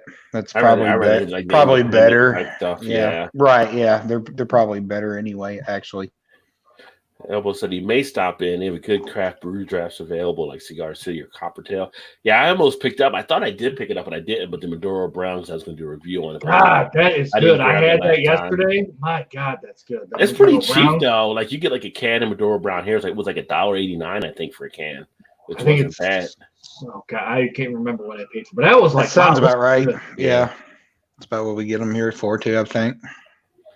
Foamy's in the house. What is going on, Foamy? Cheers, my friend. Foamy. Chocolate peanut butter porter from Texas Beer Company. Very nice. Hey, Foamy, you need to bring some of those beers to Texas and give them up here for us to try. Yeah, he's got some good ones. You know, he did the one last week, the Edelburst beer, which they had sent me some of their beers a few years ago. They are solid. I would definitely recommend them, especially their Belgian makes they do. Did you drink that head that fast? Oh, no, the head. Well, some of these higher ABV ones, like the head just breaks down real quickly. It just goes. So this one doesn't last too long. Especially if it's got bourbon barrel aged. It kind of so many jokes there. Yeah, I was in the pool. I was in the pool. I was in the pool. One about 2 pound marshmallows. Yeah. 2 pound marshmallows from Pluff Puffs. Did someone say Scotch? Yes. So the new Dragon's Milk, Mr. Gilbert, is Scotch barrel aged with marshmallow and dark chocolate. Find a keg of this stuff. Hello, Foamy, and hello, Vanessa. So, yeah. So I would definitely recommend if you guys have never had New Holland Brewing out there, any of their stuff, I would definitely say give them a shot. I don't know if New Holland does anything with IPAs. I can't remember if I ever had an IPA from them without having to look on my phone or anything. Mainly it's been the stouts, the brown ales, the porters. I don't know if they do IPAs. Eric, you're up there. I don't know if you remember anything. What's the Mad Hatter? Isn't that an IPA or no? Oh, I guess they. I'm sorry. Yeah, the Hatter series they do some IPA. You're right. Okay. Yeah. So I've had some of the Hatter's IPAs in. Yeah. I was thinking that was. Yeah. Yeah. But they're not all IPAs because some of their Hatters aren't IPAs. Oh, okay. I thought the Hatter series was all IPA. I don't think they are. Let me look at my phone. You know, that's kind of to say for kind of being a big name, kind of an underrated brewery, really, that a lot of people don't. New Holland, like their base stuff that pretty much everybody can get. It's like what you were saying, the Hatter and the Cabin Fever, the Cabin Fever. All those, they're all pretty tasty. Like, I mean, you can't go wrong really picking them up. I don't. Cabin Fever to me is a real good winter beer, winter beer. Like their White Hatter was a Belgian pale ale. Their oak aged white Oh, hatters yeah. is a whip beer. Most of them are IPAs. It looks like though. I've had the Michigan Awesome Hatter. That was an American IPA, and Oak Aged Mad Hatter, American IPA. Their Black Hatter is a Black Cascadian Dark Ale or IPA. The Rye Hatter is a Rye IPA. They got the Saison with the Farmhouse Hatter. Tasmania Hatter, which is an IPA. Yeah, I've seen the Tasmania. I didn't pick it up, but I've seen it. They even had the Michigan Awesome Hatter. That was actually India Pale Lager. They did on that one. But yeah, most of them are IPAs, but they have a couple that are just off of that. Vanessa, I see in the chat that you said you like the Cabin Fever. Did you? I take it you got it more than once. Cabin Fever is pretty damn solid. Yeah. Gilbert said, "Damn, sons." Blake says, "My network works for 30 seconds. LOL. Cheers, everyone. Cheers, Blake." What's going on, Blake? Still having 5 problems. years. Oh, she stayed familiar with the cabin fever for 5 years in the Arctic. She was saying she had cabin fever. Yeah. Hi, Blake. Cheers, Blake. Drewski's in the house. Cheers. What's going on, brother? How you doing, my friend? Drewski Brewski. Yeah. Yeah, this Captain's Porter has a little bit too much vanilla in it for me. I mean, don't get me wrong, I like vanilla. It's just it's the overpowering component in the beer, which I would like to have a little bit more of the roastiness come out. Yeah, I'd say this Dragon's Milk, it has a little bit of a feel at the tail end. It doesn't have the graham, but it gives you a little bit of a s'mores feel as it warms up. Mm-hmm. So if you like s'mores, it has almost like a little caramelly type feel in the taste as well. Just kind of an ooziness together of everything, you know. Well, there's a great movie, The Sandlot. That was a fun movie to watch. You're killing me, Smalls! That's a great one. Babe Ruth, the old Babe Ruth thing. You know her? Was it Wendy Peppercorn? Yeah, Yep. Wendy Was it Wendy Peppercorn. Peppercorn? So he's tossing and turning and turning. So I can't take it anymore. Who was this? He was Specs, I think they called him, because he wore the glasses in there. Mm-hmm. He can't swim. He can't swim. Yeah, that was funny. They are making a sequel to that, by the way. Oh, no, you can't. They're making a I sequel. think they already did a Sandlot too, didn't they?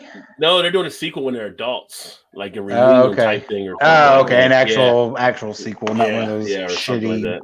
They did another B-rated Sandlot sequels. movie. You're right. It was like another B type sequel or something. Yeah. But that might be interesting. That was a pretty good movie that they had there. And I said, why didn't you just knock? I told you. The Beast. That's what Dennis Leary was a dad on that one too. Yeah. Yeah. Dennis Leary used to do some good stuff back in the day and kind of didn't do it. I don't know. He stopped or probably just, family life or whatever he was doing. But I remember him doing the stuff. His stand-up used to be one of the funnier stand-ups he actually did with his rants. Well, and he did that. What was the series? It was a firefighter series on FX. Oh, yeah. He did do the firefighter. That was really good. That was really good. I forget the name of it now. That didn't last too long, though, right? Like Ladder 49 or something? No. It was. Or Ladder 19. It was Ladder something, I think. I'm going to say it was like 5 seasons, maybe. Yeah. Shit. What the hell was the name of that? I think it was Ladder something. I'll have to think of it here. I can't look. It's on my phone. I can't look on my phone. Go to IMDb. The Cabin in the Woods was a fun. I remember The Cabin in the Woods. That's a little bit of a horror type thing there. What was the one I just watched? It was a horror movie. It was it was something stupid. I can't remember what it was, but it was like I'm watching. Like, why would you do that? Like everything that was done was just so stupid. Like. You watch a movie like a horror movie, and you're just like, you deserve to die. Okay, you just need to die right dummy. now. If you're gonna do all that, you just need to die. You know, just die already. Come on. Yeah. It's kind of like that commercial. What was that commercial? It was like one of those insurance commercials, I think, where the kid's running out and the guy's standing there like in the chainsaw or whatever out in the barn. The guy's like, let's go run. Let's go hide behind there. And he's just like shaking his head like, what are you doing? Like, what was that? That was you know what I'm talking about, though? Progressive or something. I think it was something like that. The one girl's like, why don't we get it in the perfectly running car? They're like, are you crazy? Whole time he's just standing there shaking his head like, yeah, what are you doing? But that character, like Texas Chainsaw Massacre back in the day, the original, that was when that was kind of a freaky movie. And wasn't that like loosely based on a true story? Something like that. Something like that. I forgot if it was like, if it was, I don't know. I heard it was like loosely based, but it's like how loosely based is it? Because they take their Hollywood, right. yeah. But the original Texas Chainsaw Massacre, that was pretty scary. That was like late 70s or early 80s.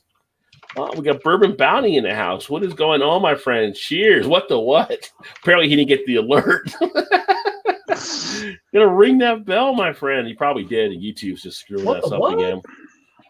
But Bourbon Bounty, another great channel. If you guys like bourbon and you want to learn more about bourbon, you need to check out this man's channel, Bourbon Bounty, because he runs it down with his videos as well. That says, hello, Bourbon. The likes is way below the watching now. Don't forget to smash the like. Well, thank you, brother. Appreciate that. Likes are always welcomed. You know who really likes a like? The YouTube algorithm. So hit that thumbs up. Get ready for more when the Lions get thrown on all season, Gilbert. Did Gilbert say something about the Lions? Oh, up here, Eric whines too much like all Lions fans. Uh-oh. Do Lions fans whine? No more than any other fan, do they? Do they? Maybe Cleveland. I mean, at a certain level, I guess. Well, Cincinnati too. I mean, well, Cleveland's got the kind of the upside to look at. The Lions are kind of stuck with Matt Stafford, and he's kind of on the downward side now. Yeah, it's kind of like Detroit, from what I remember. It's not like they're below expectation, I guess, because they struggle so much. So it's kind of like you know what you're getting. It's not like what they talk about Cleveland, like Cleveland's on the edge or blah blah blah, and they keep just falling in their face every year. So it's not so really you got less pressure as a Lion fan than you do as a Cleveland fan. I got buddies online. Oh, we're going 13-3 this year, 14-2. And it's like, what the fuck are y'all talking about? Like, you guys have never come. What are you bringing back, Sipe or bringing back Kozar? Which one? Because you're never going to get there with what you got now. How about a winning season first? Yeah. Let's just concentrate on that.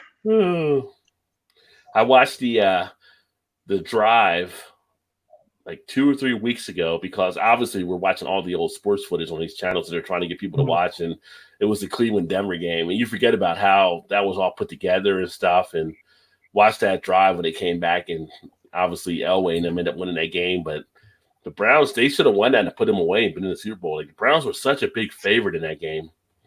So I turned on ESPN today before the channel came on. I seen Cordell Stewart and Colorado against Michigan, and I'm like, oh, I am not watching that game. Wow. I am not doing it, and I turned it right then and there. Put you in a shitty mood before you get started. Dude, I was so pissed then, and I would get so pissed now. Cordell Stewart, there's a name you don't hear as much anymore nowadays. 70-yard bomb for the touchdown. I was like, what the fuck? I think that's actually what I said. Like, what the fuck? Well, did you ever see the story about how they built that Colorado team? Mm-hmm. So wasn't that didn't have to do with like the Bloods and the Crips and stuff like that? Yeah. So back in like the early 90s when it was what's the guy's name? He runs Promise Keepers now, but he was the head coach of Colorado, and they were trying to recruit Bill something, I think. They were recruiting talent in, and South LA or whatever, they had really good football talent, but there were a lot of kids being pressured into like gangs and stuff out there too. And basically they talked about how they went to like some of the gang leaders' houses and stuff and had to get permission for the kids to actually come to school there. Yeah. And recruit. So they recruited some of these players, and like Fagan was one of the players that was on there talking about it.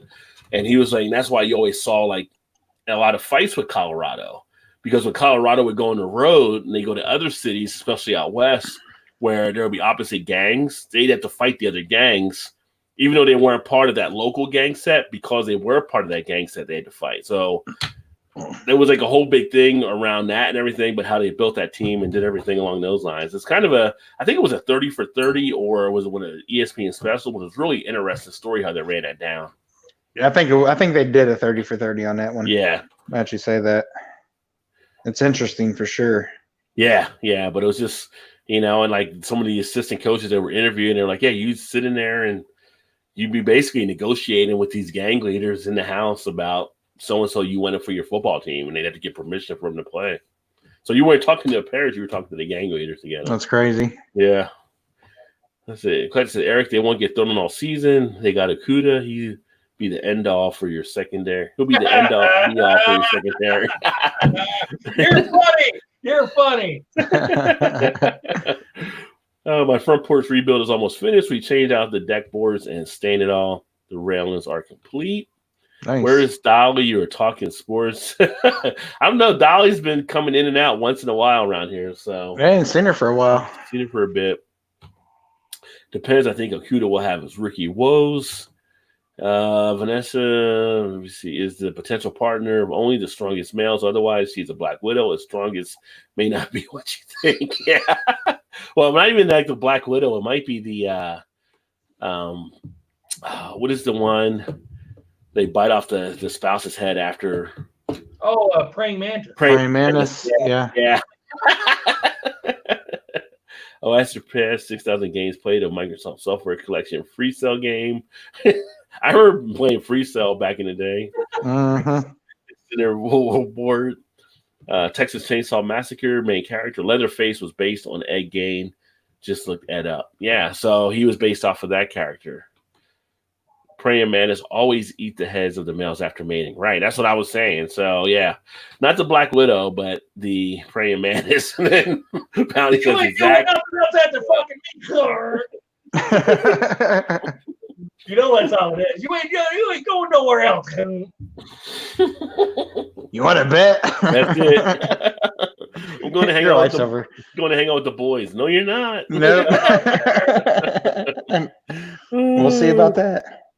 That's just down and dirty. Just like, It's dirty. That's real dirty. Don't mate. It's deadly. Don't mate. Don't do it. We watched a pretty good movie tonight before we come on the show.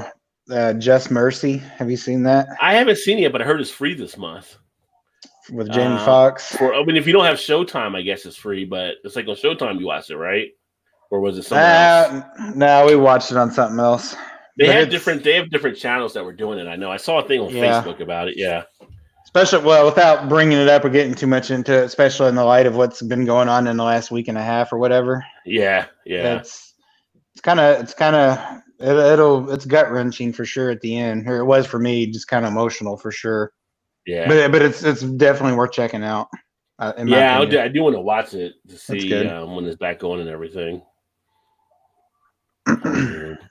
Berman says, I like how Vanessa Kitty spelled it praying and not praying. Of course it is spelled praying. The scientists got it wrong.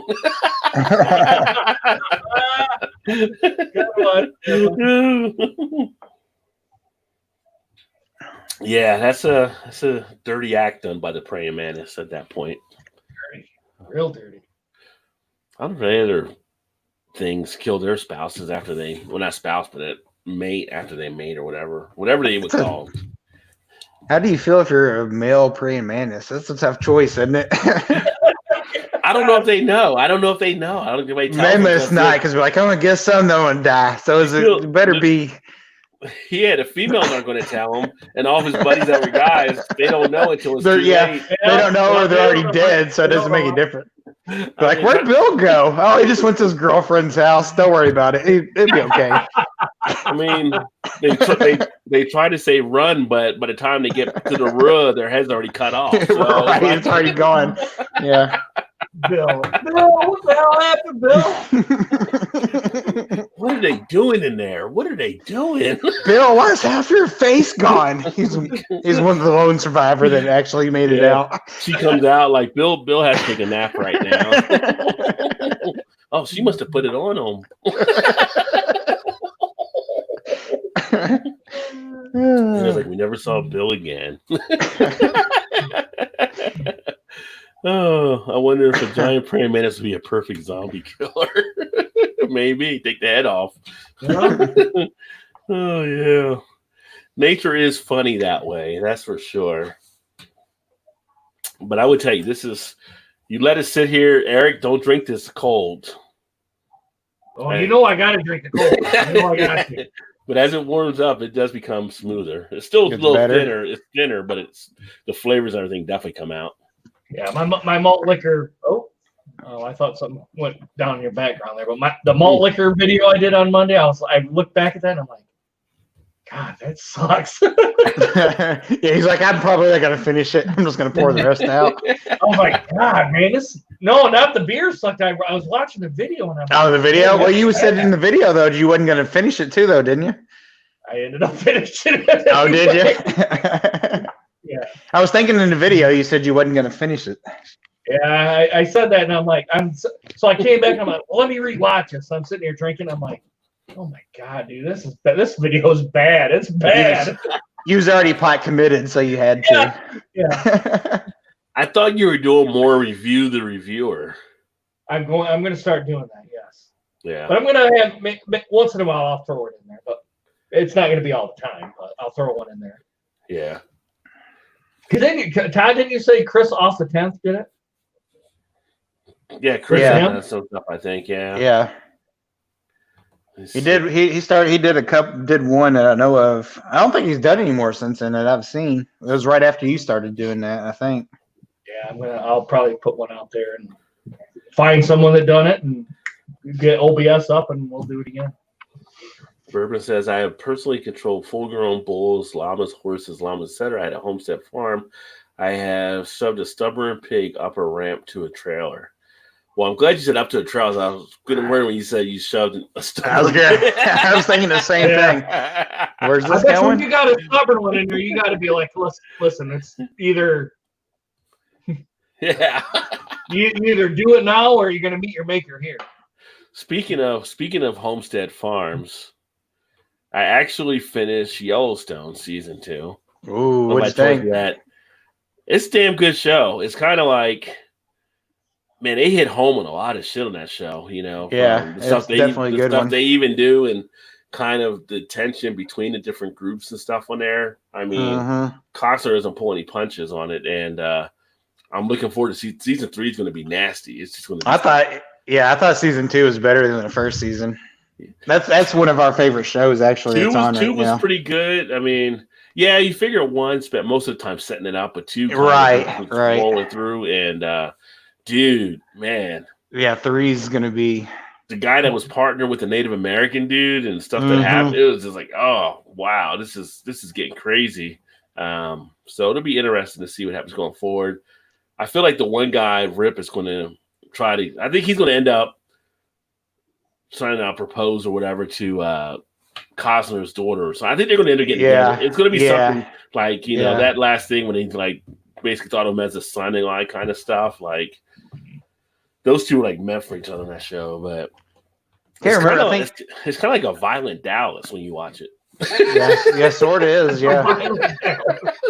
I can't remember. I think Shannon really either likes Rip or the son. I can't remember which one. She likes them both, but when she likes one, obviously is like her favorite. Yeah. I'm thinking maybe it's the son. I can't think of his name, but yeah, Casey. You mean? Casey. Casey. Yeah. There you go. Yeah, the other son, he's a fuck up. He's just like he can't do shit right. I mean, when he did in the season 2, and your dad pretty much told you, well, you could have jumped in the river, or your sister said you could have basically shot yourself. I mean, it's just like he gets no love from anybody. It's kind of like the lawyer, the lawyer one. Then he tries to do something, and it's kind of like you can't do that now. Like she also really likes the daughter too, because she's just like she don't give a fuck. She's just gonna be like, here it is, whatever. She's just gonna tell you the way it is. She's a ball breaker. Yeah. She is pretty good though. That whole scene in her office is just she was not backing down. I mean, yeah. That's a really good show. Yeah, so I'm looking for. I think season 3 starts like the last week of June or the next to the last week of June. Definitely advise. Yeah, definitely advise anybody who hasn't seen it to watch it. Yeah, check it out if they can. Like I said, it is timely on the stuff they actually talk about in that show too, just on the differences. So Costner does pretty good on the stuff he's in. I mean, for the most part. I mean, although he can go long. I mean, like something like a Waterworld or a Postman, we didn't really need those as much, but. I liked him in the Disney movie where with the runners. The runners? Yeah, what was it called? He was the running coach or the cross country coach or the track coach or something. Was it an old movie or was it more recent? It's like within the last 5 years. I feel like I know what you're talking about, but I don't know the name of it. Or Costner was in it. Kevin Costner was in it. I don't think I saw that one. It was good. I was surprised how good it was for a Disney movie. I'm like, damn, this is a good movie. Disney does some good movies and stuff. Wasn't it kind of like a relay team or something? Wasn't that what it was, or no? Yeah, it was like based on true events or something, or based on a true story. Or I think Disney did Miracle, but I hadn't seen it. But I wanted to see the one with Kurt Russell from the hockey team. I never. Oh, that's really good. Yeah, that's a good one. I think that was Disney that did that one as well. Give me one more brewski. I'll be right back. All right, well, this is drink. Yep, I'm gonna grab one too. My Dragon's Milk sit on my cold steps. We are in the basement, so concrete steps are the perfect chiller for the Dragon's Milk. There you go, Vanessa. That definitely works. Gilbert, malt liquor should be almost frozen. Well, almost frozen gives you enough time to finish it for sure. But I'm not afraid to grab and twist the ear of a 500 to 1,000 pound animal to get control. But I would be afraid of Vanessa Kitty. Wise man, Bourbon. Wise man. My friend's llama farm is the best vacation spot. I'm making duck noodles here at Patio Rolling Center. I am my brother, and I finish tomorrow. I think you were saying you were making noodles and then also going to make some of the pasta for lasagna, I think, too, last time we had spoke. I want to train a llama to be my service animal. It would be nice walking around town with them.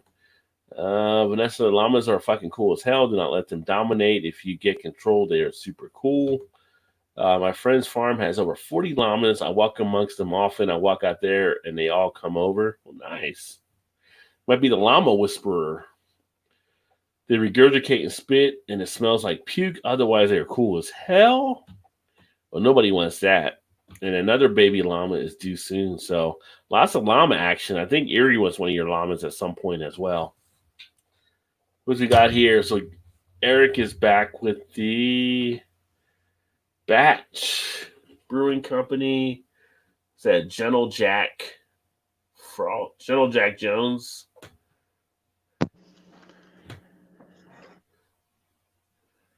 I'm gonna read all. Yeah, I'm gonna squint for all of that. Yeah. You're muted, by the way.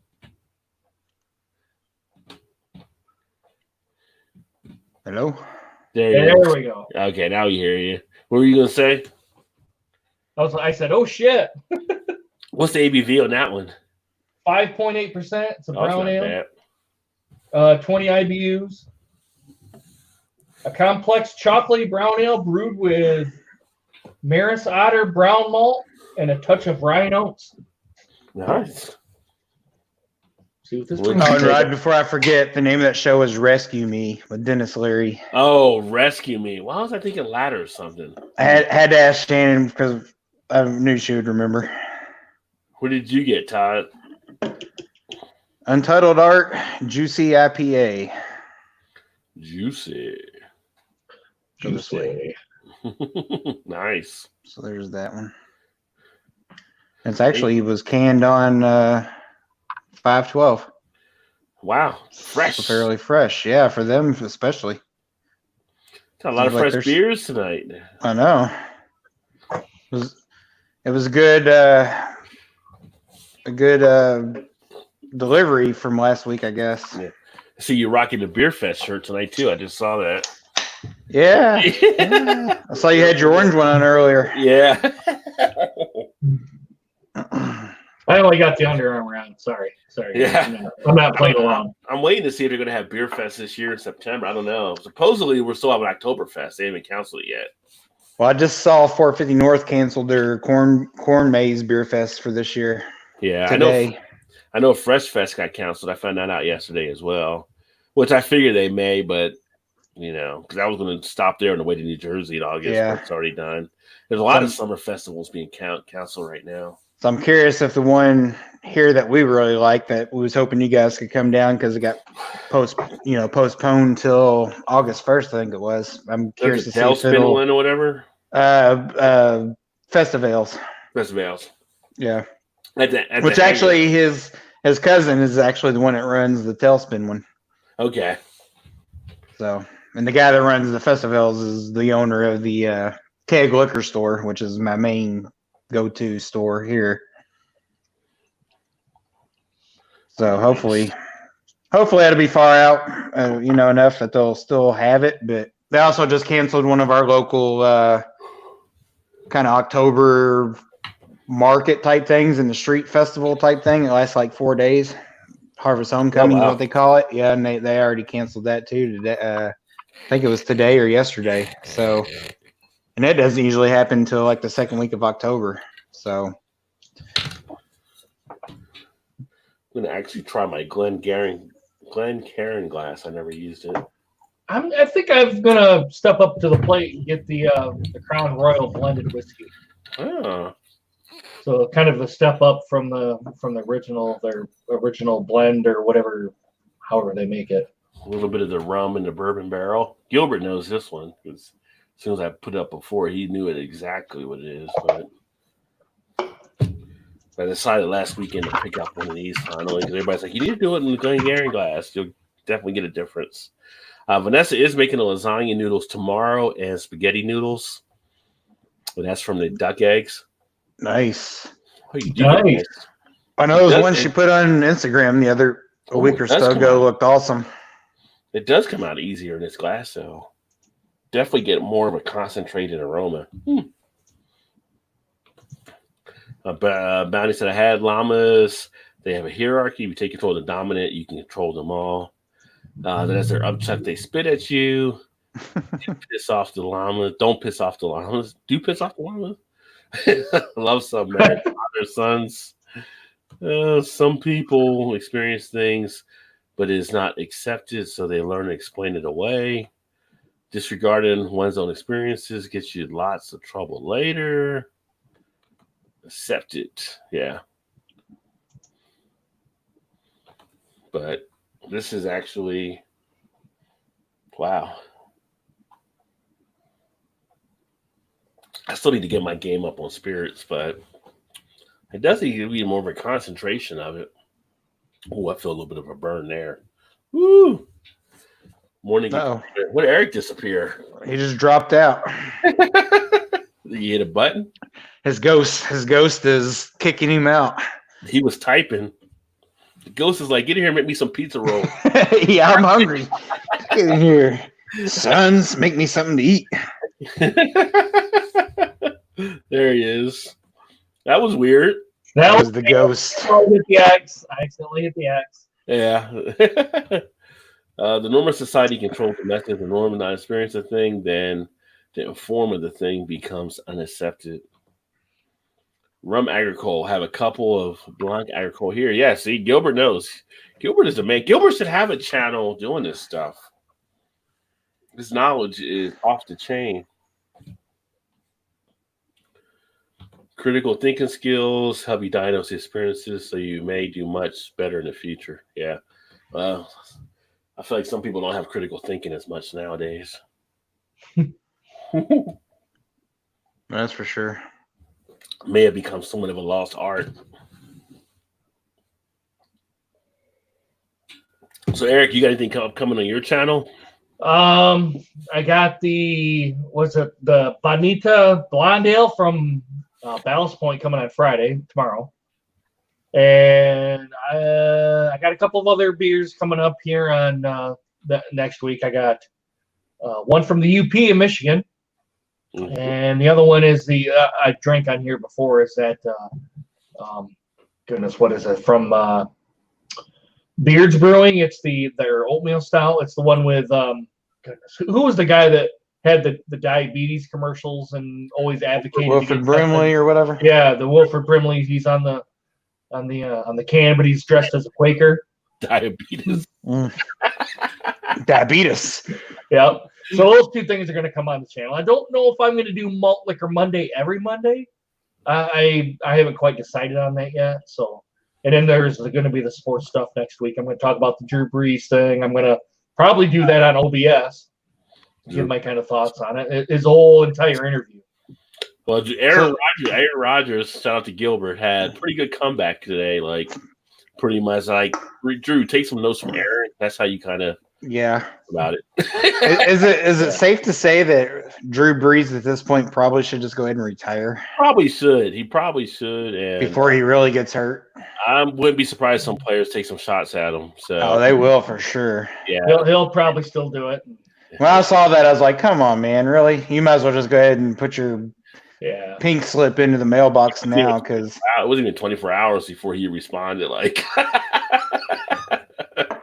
well, I'm sure people go like, "Dude, what are you doing?" Yeah. I'm sure that people said, "You know, what? Why did you say that? What are you doing?" Yeah, you can always say he was concussed. He was concussed. Yeah, it's I never had a problem with him kneeling. That's my own. I never had an issue with it ever. Yeah, I never did either. But all my thing is just don't sit. And even if you do sit, I'm not going to get upset at you. My thing is, I would like you if you didn't sit. Well, yeah. But if you're going to sit, then that's your choice. Right, and then the veterans, all that I know, are the same way. So it's like I had this argument, well, not really argument, but discussion with Shannon's brother before. He was in the military. I was like, he always get pissed about it, him kneeling and stuff. I'm like, that's kind of the same reason you guys fought for the right to do the things that you can do. Like, he even come out and said he's not disrespecting anything that has to do with any of that. It's not what it was about. So it's just like, I feel like people were just getting pissed at the wrong thing. Idea came from a fucking ranger. Right. Well, yeah, but you bring up a good point, Todd. The guy I work with, he was retired in the U.S. Army, and one of the mainers, he said, "What do you feel about it?" He goes, "Look, when I was in the Army, I fought for the right to freedom for him to do that. So I cannot be being in the U.S. Army and for fighting for freedom to tell somebody they can't do that." Right. Yeah. I mean, that's kind of like double standard. I'm like, that's what you're fighting for, and then you're going to be pissed because he's, having that privilege to do that and the right to do that. And like, can't have it both ways.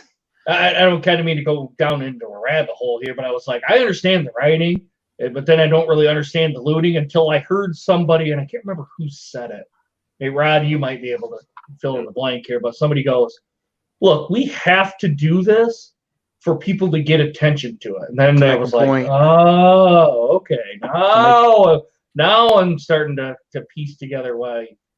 Yeah. No, I don't know who said that, but I mean, I posted some Facebook where basically MLK has said stuff about the looting, and he never condemned it. He always understood it and expressed why it was happening. And people, that's why I always say people cherry pick MLK. It's kind of like you're not even picking up the whole message of what he was saying there. You're not picking up He explained it in one of his speeches that I posted on Facebook. It's like he basically said people are taking stuff they may not even want. They probably don't want, but they do it because it's like, it makes a point or a statement. Doing a point, sending a message. Like, if you're upset about that, think about the people that are looting the people from these corporations and all that stuff that are doing it. You should be pissed off more at them than the people actually taking this stuff. So it's a whole different rabbit hole to go down there. Yeah. And I'll say this and we can move on or whatever, but the only thing I don't like when that happens is it's usually small businesses. Like if you're gonna do it. Hit like the mainstream people where it's not gonna Target, a Walmart, right? Where it's not gonna affect them nearly as much, right? Like because a small business, something like that happens, and it's like that might send them out of business, Yeah, but I mean, I saw that one of the small businesses, like in Minneapolis, is basically said He's like, if it has to go, it has to go for stuff to be heard. He was like Mhm. the Middle Eastern guy. Yeah. I mean, then that's one way you could look at it too, I guess. Yeah, it was that makes like, sense. But he's like, I'm insured. Most of these businesses are insured on stuff, so still sucks, for some that especially now because a lot of them probably were sinking because of COVID or whatever. Well, COVID hurt and stuff like that. I mean, but it's more a thing there. And again, this is tied into people think it's just something that just happens now because of this, but this is going back years and years and years. Oh yeah, Now there's people that are coming out that are exploiting it, I think, on different angles too. So, the majority of people are peaceful. So you're gonna have some people that do it, but there's reasons for that as well. One thing you think about if somebody takes something, it's not even maybe for them, but people that may be struggling, they get that, and it becomes sometimes for some people a currency type situation too. If they get a TV for 400, they sell for 200. Yeah, I want to say something here. I've been kind of watching the chat here, and Vanessa kind of says, so she says, okay, for an order my voice to be heard, I must become a criminal. No, they're not doing it. Well, some might be doing it under the cover to do that. Yes, I'm not. Yeah, yeah. But to the point of they have to be to that point for this thing to get traction and for change to happen. That's the thing. Me, you, and Todd, we're never going to know what happens to any black, even to Rod if he even had to run in with police. We're never going to experience any of that because of our color of our skin, and that's all it is. Yeah. Yeah, that's what happens most of the time. And see, here's the thing, and I've told this to many people, America knows two things: money and violence. Mm-hmm. And if you don't have money, you're going to react with the other one. If you have the money, you're going to buy your way out of stuff. If you don't have the money, you're going to get into some type of thing to where you need to make the end meet or whatever. So it's just that's thing that happen. It's kind of like what these people are doing is nothing compared to like these big businesses that have been screwing people, get $400 billion after COVID while small businesses were starving. They had all this kind of stuff that was happening. These senators that are dumping stocks before the COVID, different things that are happening out there. Like, you think this is stuff, this is nothing. This is petty compared to how the country gets, raped by big business every year. Shit, the U.S. is basically founded on violence. It definitely was. It was founded on violence. It's been founded on looting. It's been doing all that stuff. So, religion. Why is it any different? It's like the whole thing is, why would you expect it to be different now when it's been founded on it and it's ingrained into the people that are taught it all the time on stuff? So, the reaction is going to be that type of way. That's just the history of the country. The country has done this for how long? So people shouldn't be surprised by it. Now, that being said, it's like nobody wants to see people out there doing the violent type stuff. If people are going to respond back what they have at their powers, like if a person was starving and they stole a loaf of bread, is it going to be that much of a big thing? They still committed a crime, but they need to eat too. So you're not going to slap them on the same wrist as something that someone else may do. I just hope all this goes for nothing and something truly does change at some point. Something has to change at some point. You know what I mean? Like, people, rioting, whatever, protesting, like something has to change eventually. Like, hopefully this gets the message out there where people will step back and be like, okay, this is serious business. I mean, you got countries that are doing it that don't even really have anything to do with the U.S. There's people that are protesting the stuff that happened in Minnesota. It's like, well, it's kind of like I was talking to me and Eclectic. We message back and forth all the time on stuff, and we were talking. And I was like, think about this: you've got a generation, because a lot of stuff out there now are the younger people. You got a generation of younger people out there that they don't really have any job prospects right now with the way things have been. They've been dealing with the whole COVID type stuff. They're coming out with more debt than anything else they had. Like if they went to college and all that kind of stuff, that's burying them under stuff, and they can't do anything along those lines. They're seeing these type of injustices. They're seeing that people screw the environment up. They've had to live with school shootings growing up since they were kids. Their outlook is pretty damn dim. And you do stuff like this, and that's why you're seeing a lot of mix, I think, of groups coming together between different people out there. It's like they're all feeling these different pains. I just wish it was more reacting. I just wish it was more of Asians, Latinos. There's Latinos out there. I've seen Latinos and Asians out in some. It depends where you're at. Because like if you're in California, you have more Asian and Latino possibly out there. If you're in like Cincinnati, you have more black and white here, but you do have some Latino out there. You have different mixes that are taking place out there and stuff. But then you also have infiltrators that are coming in. The ones that are doing the violence, they just arrested 3 of the Boogaloo boys or whoever they are trying to be out there with their Hawaiian shirts, and they're arresting other people that they're finding out. One guy was a 20-year-old or 25-year-old white kid that dressed up as a National Guard troop. And the troops realized that he was not actually one of them. Yeah, he was dressed up as National Guard out there carrying his weapon. They realized, and they actually just took him into arrest because that could have been really ugly with him out there. He started shooting at the crowd or something. Well, yeah. And so they're finding even more crimes on top of that, too. Yeah. Or violations. And so you're finding a lot of the supremacist stuff are the ones out here doing a lot of the violence. Like this came out with a report now. The FBI just said there's no proof saying Antifa was even a part of any of this stuff that was happening. So you've got all kinds of things taking place. We had that here locally in Louisville, where some of the ones that were arrested that were starting some of this weren't even from around this area. Yeah. Like you were saying, they're all coming in from somewhere else doing the looting and stuff. It's not usually even the local, people that live here, residents or whatever, that are doing this. The Minneapolis chief said 80% of the arrests were from people out of the area. But I don't. I'm not going to condone the rioting or anything like that, because I understand. Look, it's been since the Rodney King or not? Yeah, was it Rodney King? Yeah, it was way before that. Yeah. Though. Oh yeah. Actually, Kareem did an interview on it. He goes, "Look, this has been repeated over and over and over and over again, all throughout, even since I was in high school." Yeah, we're like in the early 60s. Yeah, we're like approaching the 22 or 23 year anniversary this weekend of when James Byrd got killed in Texas. He got dragged by a couple white guys in a truck. Yeah, so I remember that. Yeah, you can go back Emmett Till. You can go back. I mean, you go back all the years. There's always been issues out there. So yeah, Kareem said it's been happening. He said even before he was born. Yeah. Oh, definitely. I mean, it's happened a long time ago. So when you have that, and when you have the way it's been institutionalized in a lot of the institutions, me and Afro Beer Chick did a podcast on this last night talking about a lot of the stuff.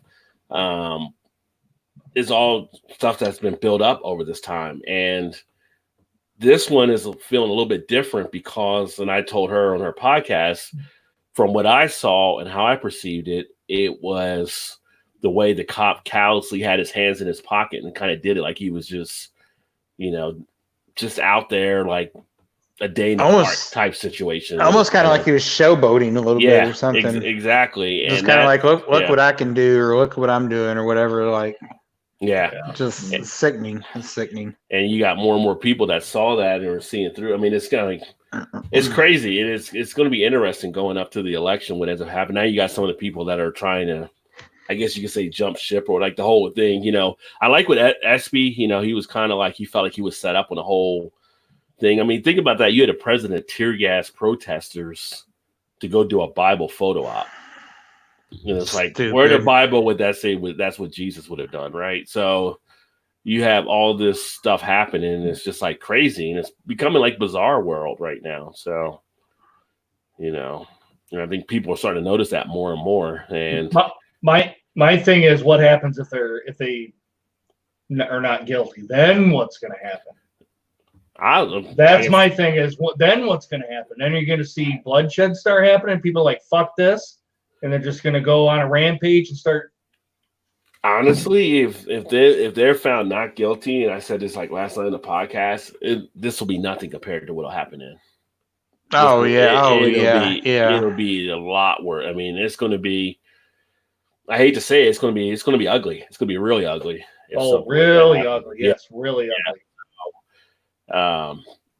It'll be interesting to see how that actually all goes through, and then between that one, and then we have there with Georgia, with the jogger, with Louisville as well. It's ugly right now. It's just, and the thing is, I think you have a majority of the people are not obviously happy with it or trying to work through it. But again, like I brought up the thing, like the one guy that shot Laquan McDonald out in Chicago, the jury set up everything that, like, for as far as saying guilty, and they gave what they felt it should be on each count, and then the judge just knocked it down to 7 years, and the cop was out in less than 3, probably. Stupid. And so basically, a judge can wipe it away. So not even is about getting convicted; it's about what that judge is going to do. The sentencing, right, yeah. right. It's a few more steps that are still involved in this thing, and I don't know. 2020 is like I said on my thing earlier. After I read that post that Danica Patrick has shared earlier, it's like I like that one. That was good.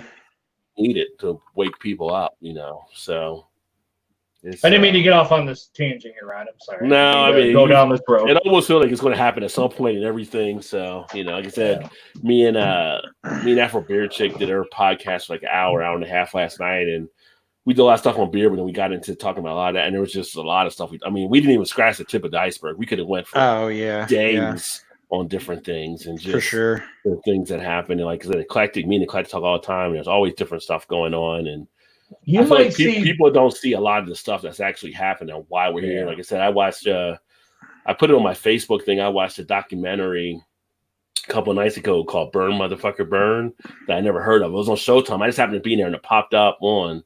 And it was about the whole thing with LAPD and dealing with how they segregated the area there and how they kind of turned blacks against Koreans in ways. And they got into how back when we had the Contra and the guns ended up in the community. And there was all kinds of different interfaces that took place that set up a lot of situations we're in that people don't really know. It's not just like this is just one simple level type thing. This is on many levels. And I mean, the only way you find out is you research it, you read it, you're involved. And it's not just, going off of one thing you hear on the news here or on the internet there. I mean, you got to actually put the time in. And when you dig into stuff, like I'm big into a lot of that stuff. I like reading that kind of stuff and find out more details. It's a scary world we're in. And America's done a lot of scary shit. So I just hope we're not going to see cities burn and kind of cities clashing with the National Guard or the Army or something like that. Because if that happens, there's going to be a lot of bloodshed coming out. And that's a lot of decision making that takes place. I mean, but again, we're a country that shot up 5 college students at Kent State. Mm-hmm. Right. So you can't put anything past something that may happen, sadly. Well, I was watching Chris Como on CNN right before we had it on, right before we went on the show, and they were showing live footage in Atlanta. And of course, they have a 9 o'clock curfew, and the protesters and stuff, and it didn't quite get ugly. I turned it off because we were going to start on here, so I don't know actually if anything ever happened, but they kind of just kept it live, just see what was. Como was just like with his reporter, it was in Atlanta. Okay. And they were like, why do we, you can't tell us to go home at 9 o'clock. It's our, basically our God-given right to stand here as long as we want to. It's our freedom, to do. You can't make us go home. And the police officer was like, come back tomorrow. Just go home tonight. Be peaceful. Don't cause anything, whatever. And at the time, as I was turning off, like all the guys had their shields and their masks and stuff was trying to forcefully push everybody back off the streets, Yeah. Yeah, they have people that are lining up right now in Portland and New York and different areas. And last night there was some ugly stuff that happened in New York that Cuomo and de Blasio were getting questioned on. They kind of were like, well, we didn't see or hear. And there were like tons of videos that people were putting out there about their police opening up on stuff. And the police have investigated a lot of incidents that are taking place too. Oh, yeah. So it's like they all get a pass. And that's like one of the things I always hear, like, it's just a small number. And it's like, how do you know? Who knows what that number actually is? Because I'm telling you, the number is bigger than people I think actually think it is. And even the FBI ran their investigation. They know that police forces are being infiltrated by a lot of supremacist groups. And at the same point, it's like, I know like good police. One of my buddies I work out with at the gym, he was a trooper. He's one of our county officers now. But, we have these conversations on stuff. And it's like, he'll tell you how there's knuckleheads and stuff like that on the force that shouldn't be on the force. So you don't know with that. Actually, you guys met him. It was when you were walking to Party Source that time. It was him. It was Ryan and his. On the so road there. Yeah. So we always kick it and talk and stuff. And it's kind of like you don't know. So it's like, what is that number? Nobody knows what that number actually is, because you can't just count the one cop doing the action. You got to cop all the cops that don't say anything as part of the action as well, or let that cop actually do that. And then you see good cops that try to react and say about the bad cops, they get kicked off the force. Why are they getting kicked off the force? Because of that. Like I said, on my Facebook, I think you saw it, Todd. Like the first thing I ever learned about cop corruption was watching Serpico. And then researching him to find out how he found out the New York Department was all corrupt on stuff and what they were doing to shake down people. So, it's a thing. And again, it's not like every police officer is a bad officer, but you don't know what the actual number, who's good, who's bad. It's like, if you're eating a bag of Skittles and one of the colors is poison, you don't know which one it is, you're probably not going to eat any of the Skittles, rather than risk it. You just don't know. So it's a weird situation, but that's where we're at. Yeah. Shannon's cousin, he's actually been down in Louisville this past week doing some protesting with them. Yeah. And actually got hit with one of the stray rubber bullets in the leg. Oh, yeah. Did he leave a welt or whatever? I think that's all it did. I don't think it really hurt him, hurt him like bad or anything. I'm trying to think, was it Louisville where the girl got hit in the head down there at that one? And then no, I know what you're talking about. They had the big old whelp on the side. Yeah, I don't think that was here. I don't think. Shannon was showing me that, but it might have been. It could have been. I'm not sure where exactly. It might have been that reporter that got shot with a rubber bullet in Louisville too. Like she was reported, and then she identified. Oh well, they had that here too for sure. Yeah, one of our local news channels. They turned the camera, and it was all the police officers were pointing their guns at him, and I think they actually got shot, not point blank range or whatever, but actually did get shot. Yeah. Yeah.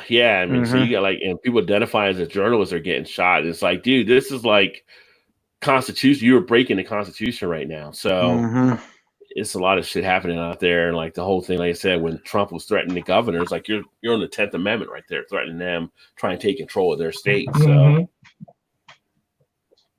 freedom of the press. Yeah. I don't know. Maybe they don't teach the Constitution anymore. When I was a kid, we had to learn the amendments and Constitution and stuff. Yeah. I see stuff getting stepped on, and we started losing the Fourth Amendment a while back. I remember Sotomayor, last year, or the year before, wrote a real big dissenting opinion after they did something on the Supreme Court, how Fourth Amendment was being shredded, basically. Anyway, back to Gilbert. Just gonna get that little tangent in, and let's move on to something nobody wants to hear. That Gilbert was thinking of doing a podcast, which I think Gilbert would do a great podcast, especially on the whiskey and the beer knowledge he has. I think you should definitely do that. Yeah, Eric, do that. I would hear what you have to say. No, Vanessa said quite the opposite. Seek to learn from a great many things. Well, the more you have the input, the greater you are. So you definitely want to learn more knowledge. Same with Brady. He should retire. He's going to get hurt this year. Yeah, Brady's 42, 43? I think he's my age, 40. I'm going on 43. Yeah, I think so. Yeah. Although now they got the Brady rule, right? Even Brady just looks like he needs a flag. They give it to him. So I would do more than tasting and more in-depth stuff. Yeah, that would be awesome. You should do that. Eric, what you really could do, you could just maybe put a couple of videos out there, see what kind of reception you get, and go from there. If you don't want to do it, then don't do it. No one's telling you have to do this. I mean, if you want to do it, you have to do it. Yeah. Bourbon said, I'm not saying anything supernatural by the strict definition of the word, but people experience things until those things are scientifically tested. They are not proven nor disproven. That's true. Yeah, I give you that. And then Eric, I saw that already responded to Vanessa's comment about the criminal, and it's not really about that becoming a criminal, but like Alan said, Vanessa, have you ever read any of the FBI counter intel on the African American, Puerto Rican, and Muslim communities and groups? Because there is a lot of information out there as well. There's bad apples everywhere. There's bad apples everywhere. Foamy's now having a Cano Bliss double IPA from Oscar Blues. I keep saying I need to try that one. I haven't done a Cano Bliss. I always see people drinking it. I need to pick that up at some point. I don't think I've had that one either. Excuse me. That's a pretty popular one that people really do enjoy. It's easy to pick sides with violent actions. You do not need to commit crimes for your voice to be heard. I wouldn't say that's necessarily true as well. I don't believe that, Vanessa. At some point, especially this point, I think it's... even though I don't agree with it, I think it's necessary. Yeah, that's true. Black Lives Matter aren't taking looters. Yeah, they have taken looters to the police. People they've seen doing stuff, they've actually gathered them up and gave them to the police. That's true, Swami. And again, it's a lot of the stuff that's coming in. Say the Muslim community in Dallas and Fort Worth. I got in-laws in Fort Worth. I never heard anything down there as well. Wouldn't say never, Eric. Well, you can never say absolute on a lot of stuff, but the act of looting, rioting, and arson are criminal acts. These are laws I want to change in our country, but I'm not becoming a criminal to do it. I mean, yeah, I think but Vanessa's again, missing the point. She's missing the point of why they're doing it. well, it's also a matter of who's doing it, right? Because you have some of them, which they've already arrested, that were supremacist groups infiltrating that were doing it because they're trying to start other actions to take place. You have to remember you've had some people doing it that were pissed off at the environment, and that's the only way stuff gets done. Because again, America knows money and no violence, and sometimes when you're breaking stuff, that gets more attention that way. And again, it's not saying it's a right way to do it. It's saying that's what it takes sometimes to get a response out. So it's kind of like it's like some kids will act out because that's the only way they get attention. You know, like they'll do something bad because some people could be in that thing because that's how they get attention. They won't get attention. Same thing here. And so there's different tactics that are used to get attention as well. Were you gonna say something there, Eric, too? No, you just said it. Okay. See, we all could get together and make an unpredictable movie. We probably could. That'd be epic. Vanessa, when they look at assassination plots, leads like MLK, others in conjunction CIA, and they plan Discord plus work with clan local. Sorry, not right. Yeah, that's the other thing too. It's a lot of the information that's out there. Again, if you're trying to put restraints on someone to play by the rules and a government that doesn't play by the rules, so that comes into play. With closure, Burn Bounty said. Because you talk about not having the closure. That all goes back to the whole systematic racism, our government documented, right? The only way to end police brutality is to demilitarize the police and force to wear body. Yeah, and that's the thing. But here's the problem. Even that hasn't worked. The problem with the body cams is that they let the police control them. Like the body cam should always be on at all times. Like when you clock in, like it should automatically be on. And that's public record too. Right. That's public record. And these cops turn off body cams at opportune times, or they just go out at opportune times. It wasn't working for some reason. That's what happened here. Yeah. And our chief of police, or not ours, but in Louisville, chief of police just got fired because of that. Yeah. Because their body cams weren't on. Yeah. And it was like what, 5 or 6 officers that none of them were on. And so it's kind of like we're like training day out here on some regards. So yeah, there's some issues that actually happen there. It's called Dallas FBI office over romantic concerning my ex. Still, I shall never become a criminal to get appointed across police otherwise. And no one's saying you. I mean, it's all a matter of which you have the access to. And then again, it's doing stuff. So, for instance, it's a matter of your means, and some people don't feel like they have any other means. Again, you're looking at it through the eyes that you have versus the eyes of someone else. If someone's been backed up against a wall the whole time, they're going to come out fighting. If you back up a cat in a corner, it's going to come out clawing. So again, it's a matter of easily to say, like, I would never have to be in that kind of situation, most likely, because I'm in a different set where I'm at in my life, for instance. So, you know, I've got the money I need. I can do stuff I want to do. A lot of people aren't in the position that I'm in. So I don't maybe fall into that. It can change instantly. I could have one asshole cop stop me for something and things can go wrong. You just don't know. Mm-hmm. But the thing is, if you're backed up enough, when you look in a lot of areas where people have been backed up their whole life, they're going to come out fighting at something. You can only take so much before you snap. That's what the whole thing about a person snapping is about. They couldn't take it anymore. So people are going to have a release there. Also needs to be more racial representation in the police. That's true as well. And for that, they need to have more people involved in their communities. Like I just saw, like Ferguson just got their first black mayor ever, just won today or yesterday. And they were like 75%. And that was in St. Louis where Michael Brown got killed. And it's like, well, if more people were involved to do that, then you can make the switch over like you need to make the switch over. Trump is just placating his base by trying to make it more about a TV. Oh, of course he is. And the thing is that people are seeing through that right now. And you're having people starting to kind of talk about it, or kind of, you know, we just had the thing from Mattis. So it's Mattis is well respected.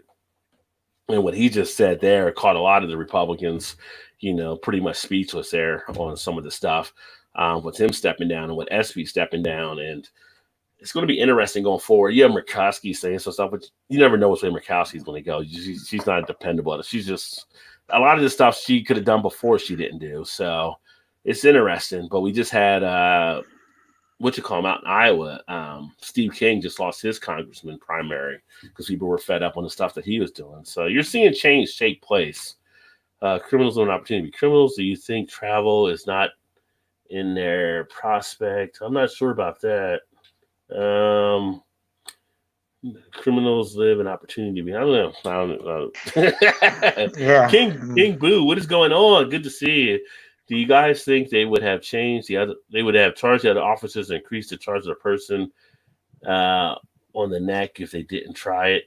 I think at some point they would have looked that way. See, here's the thing. So the murder 3 would have been, and it was an easier charge because you had the murder 3 and the manslaughter from what you could actually show happening. Murder 1 was always going to be a tough play because you had to show intent. But murder 2, you can show that there was no intent there, but basically they should have actually reacted more than they did. And the thing that's going to strengthen that argument is because like at 2 minutes, one of the cops said there's no pulse or whatever. And at that point, they shouldn't have kept going. So they went for another 7 minutes and 46 seconds or 6 minutes and 46 seconds.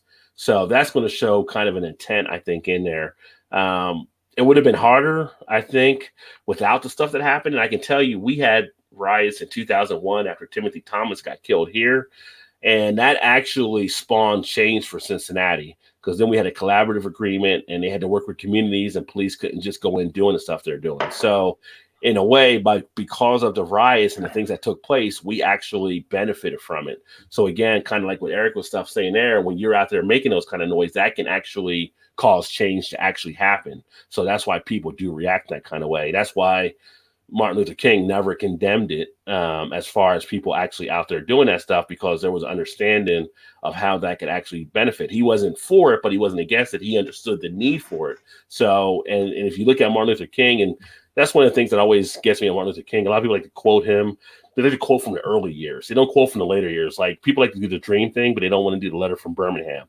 Martin Luther King had learned a lot of stuff over the years and things that shifted in how the attitude of how things were being handled. So, that's why one of the things I say when people quote Martin Luther King, make sure you know what you're talking about. Otherwise, you're going to get put in your place there.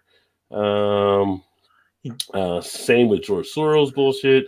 Yeah, I don't really get into the Soros stuff as much. I know Soros is like that boogeyman out there and a lot of stuff I feel a lot of the time, but he is what he is. So, riots. Yeah, I got you there. Yeah. So yeah, I think because he was saying if they didn't riot, not try it, probably got auto corrected.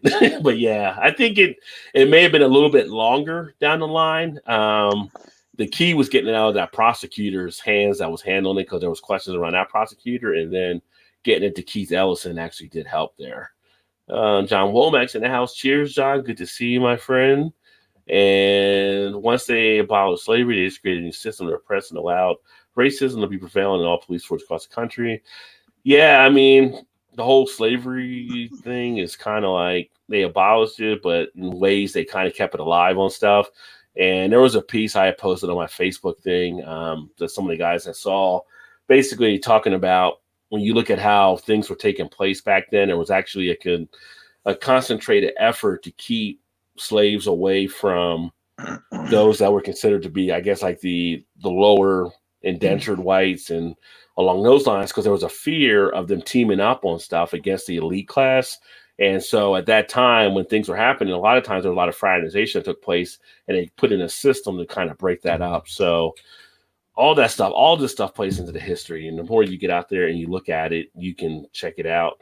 And you see, like, we got a lot more issues that people aren't talking about. Oh, yeah. That's kind of like the movie I was watching earlier, The Just Mercy. I mean, It hits home now because that wasn't that long ago. That was late 80s, early 90s. Yeah. That happened in Alabama, and it was still a lot of mostly racial that happened in that, in that scenario for that guy. It was like, yeah, it's just hard to think that it's not been, not even 30 years ago that It's not that long ago, you know. I mean, shit, I was in high school, or not even high, early high school then.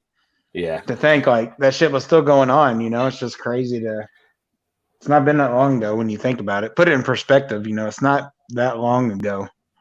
Yeah. Well, it's like, you know, And to still be dealing with it today just is asinine. It's just crazy.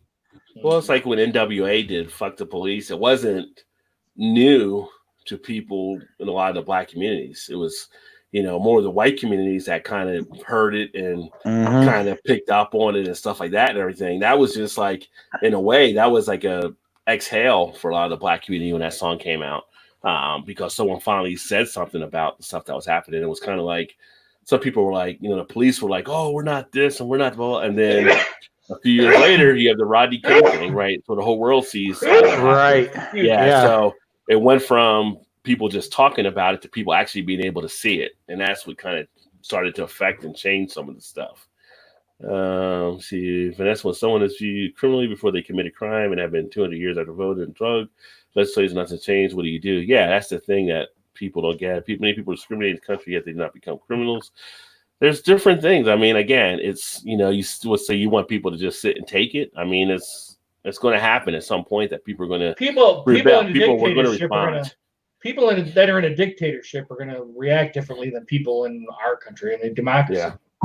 The one thing I always said, like, about America, I always said America was never really ready for a full revolution because in the past years there wasn't enough for us to lose, right? So when you look at third world countries and you look at revolutions that take place, there's nothing they really have. It's got their backs are to that wall. What this COVID has done, and people where you have 1 out of 4 people out of jobs now and things like that, is kind of set up for people where the frustrations have actually settled in a lot more. And you got people backed up into that wall. You don't have that prospect of a future to look at. Like I said, all those reasons I gave earlier about that generation you see out here protesting, a good majority of the younger generation, it looks like shit for them going forward. Those are the ones that react. People forget, like, you know, it was said by one of the other commentators today or yesterday, you know, Martin Luther King was a young man when he started this thing. Cesar Chavez was a young man when he started the Farmers United type thing. You had a lot of these leaders that were younger when they got involved because it's the youth that gets really affected. It's them looking at their prospects down the line. People that are older, they're not going to really get it a lot of the time because they're already settled or they're already in their ways, or they're already maybe to that protected level where they feel they can't afford to lose what they have. It's always going to be the youth driving it. And that's what you're seeing right now. i.e. politicians in general. Right, exactly. They're all too fucking old. They shouldn't be in office still. It's like that's time's passed them by. Like, like Mitch you should have fresh blood in there. Just even him or anybody in general. Like, you shouldn't be able to be you shouldn't be a career politician. You should serve 4, 8 years, whatever, and be done. You should have term limits at this point. And you know, shouldn't be a career politician like McConnell, who's probably been in 40 years or whatever it's been. Like, come on. They've come and gone. Time's kind of passed. Time's kind of passed some of those guys by. It's like they don't have no business being there. You become detached from things that matter to other people that are not to that level. You become a protector for those that are maybe like that elite level. And for the people that are down to lower levels, you're not really feeling what they're feeling. So you can't represent them as well. Sorry, Eric, I didn't mean to cut you off there. No, I was going to say, Mr. McConnell's 20 years ago, he should have been out of office. Yeah. It says, King says, we are done playing it simple. We are done. They say history repeats itself, but we are not going back to how it was before it's time. No, it's like, you know, you look at stuff how it is now compared to some of the stuff back then. Like, you know, you could say some of the same stuff back then. You could deliver some of the same speeches from the 60s and would feel like it was just today on stuff. Like I said, they made a movie about my cousin who actually mentored Martin Luther King, and the speech that he gives in the movie could be a speech done today. So it's much as things are different, they're still staying the same. That's what I was saying. It's like, it's not been that long ago and things are really no different than it was in the 60s or even before, you know. It's crazy to think. Yeah. And Ramon says a petition has to complete 2 years of trade school to cut hair in Virginia. They turn these tyrant gang members loose after 4 months of training. Sorry, but no. I'm not sure where you're going with that one, Ramon, but if it's like they're turned loose, like they don't have enough training or what? I don't understand that one. Portland has over 10,000 peaceful posters for last week. Yeah, they were showing Portland tonight. They had stuff out there in New York, had some ones out there, and yeah, it's kind of like how people are, the police stuff react to them. And again, it's a situation. There's been some good handling of things. I grew up in New Jersey, and with the Camden Police Department, which was like one of the roughest cities in the country, how they handle it was totally different. You're not seeing them out there with riot gear like other stuff. You see them actually talking and working with the protesters and marching with the protesters, and it's a whole different type situation taking place there. You don't have the issues that you're seeing jump off in other cities. At a point, it used to be like something like this happened in Camden, stuff would get burned down and looted like that. They've learned over the years how to actually interact better. You have some people that are old guard that don't do that. They want to still do it their way, and it's not the best way. No offense to armed forces, but they're also letting people with PTSD into the police department with the hair trigger. Yeah. Dependent actually with some of the military people that I know that have went to the police and stuff I've seen, sometimes the military people are the better officers than the non-military because they've been in situations and they're less reluctant to actually open fire or do some of the things that you're seeing. A lot of times they step in, that I've seen on videos too, to stop other cops from doing some of their actions, and basically will bring up how they work for the Constitution and they won't let people do that right. So I think it depends in that situation on what we're dealing with there. Some laws will never change for the better. Should we have another revolution start all over and try to make constitutional amendments? I don't know. It depends who you ask. I mean, some people would rather have it start all over. There's people that right now are trying to fund police departments. They're trying to do different changes along those lines. And a lot of people say kick out everybody in Congress and start over again. So a revolution is a possibility there. Constitutional amendments are fine too, but constitutional amendments, you got to get us 2/3 or whatever that number is of the states majority to sign off on it. So those are a little tougher by the way the country is split now, especially with gerrymandering. So people get frustrated along those lines too because they can't get changes done because their districts are all screwed up. Ramon says, no, just appointing a panel of citizens to use it. That's something that police need to test for, do psych tests here in South Carolina where I'm at, prior test for appointment with the police force. And they do offer testing, or they do also, I guess, do testing as part of their thing. The problem is there's been some departments that I know of that they didn't have enough people going in and they or couldn't pass it. They've actually lowered the bar because they thought the test was too hard. So you start getting people in there that aren't qualified. They do it with firefighters too. It's like you're lowering the bar to get other people in, but don't you want the best of the people to be there? Yes, but at the same point, you need enough people in the seats. And so you may have to lower it to get enough people in the seats. So I see what you're saying. But Ramon actually had another part got cut off. No, just appoint a panel of citizens to investigate the police and not let them investigate. Yeah, exactly. So from the riots that we had in Cincinnati, we have a collaboration where it's a panel of citizens that work with the police and they go through this stuff. And that's actually worked for Cincinnati. So there's still a couple incidents that happened since like 2001. But when it happens, that is activated. And that's how we work through it. And we don't have the riots and the looting and stuff like that. Now, we just had protests here this last few weeks, and there were some things that took place. There were some damage done. So it's not going to be 100%, but it was a lot better. And now it's been resettled back down where we're not having it now. So you had maybe a few nights versus having like some of these places with 10 nights at this point. What kind of psych tests are they given? I don't know what the test is offhand. I've had friends that have taken tests and stuff. Actually, I had one friend, he didn't end up getting it. He was trying to be right on the test or whatever. And they were like, one of the questions was, if you had read a speeding ticket and you pulled up and you saw it was your mom in the car, would you give her a ticket? And he was like, yeah, I'd still give her a ticket. Like, no, you wouldn't. Like, nobody would give their mom a ticket, right? So it's like there's different things they do on the different tests for stuff I know to try to weed out to make sure you would actually be a fit. But they're not 100% perfect, as we find out. And some of these bad cops get shifted, they get fired and they join another police force. That's an issue too. It's like, if you're fired, you should not be able to go to another police force. But sometimes that ends up happening, or they let them resign and they get on with another police force. Collector said, thanks to the Patriot Act, we've seen that they don't care about the Constitution. They can tear away what they want without any constitutional convention. Right, exactly. They've been breaking it down ever since the Patriot Act. I live in the Twin Cities of Minnesota, and the state has been very racist from when I was a child. And that's what's coming out in a lot of these pieces. That's why they called for an FBI investigation into the whole Minneapolis thing now, for civil rights as well, for violations too. So there's a lot of stuff underneath this. They violate the Constitution, their oaths, and they don't have the IQ to deal with the public without escalation. And that's what you're having. Now, again, we can't say all are doing that, but there's definitely cases where that's popping up for sure, that we see that. We see that with our own eyes. We see that from the reports that are coming out. Just the other day, last night or whatever, whenever I posted on Facebook, one of the people was there, hands up or whatever, and someone maced them and then shot like something into their back or whatever, like a flare. It's like, who does that? You know, it's just mind-boggling on some stuff. Patriot Act was a rather faithful piece of legislation. Yeah, it was terrible. It started to chip away the Constitution. I was never a fan of that, but it is what it is. I've read it 92nd nationally on the race relations. Is it a segregated city?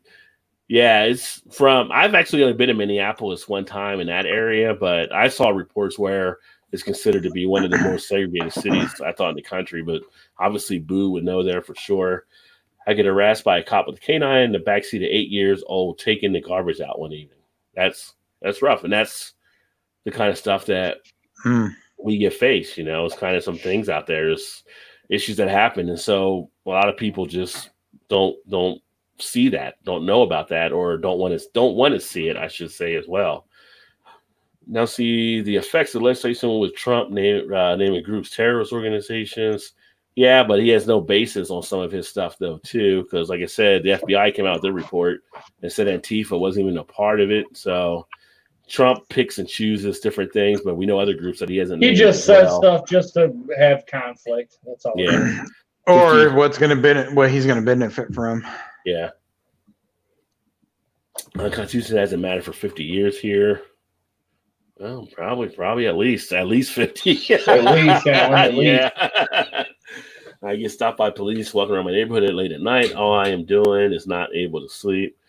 Yeah, but depending on how you get stopped and stuff comes into play too, because there's some people that get stopped that don't have a casual conversation about it either, and that's an issue.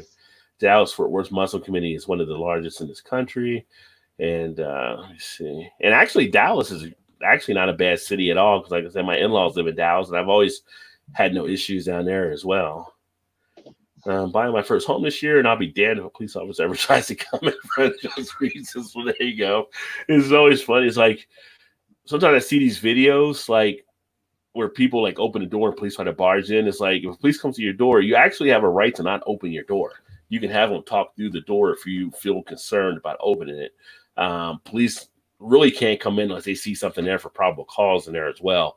So it's like when people get stopped and they want to search the car or whatever, even if you don't have anything in the car, you can tell them, no, you don't give them right to do that. Make them get a warrant, because a warrant is not easy for them to actually get. Now, obviously, you have to weigh your options because it could be an ugly situation. But again, it's something that you have as a right that should be protected. Well, that's what's mind-boggling with the thing that happened in Louisville here with the no-knock warrant. Like, why was that ever even a thing?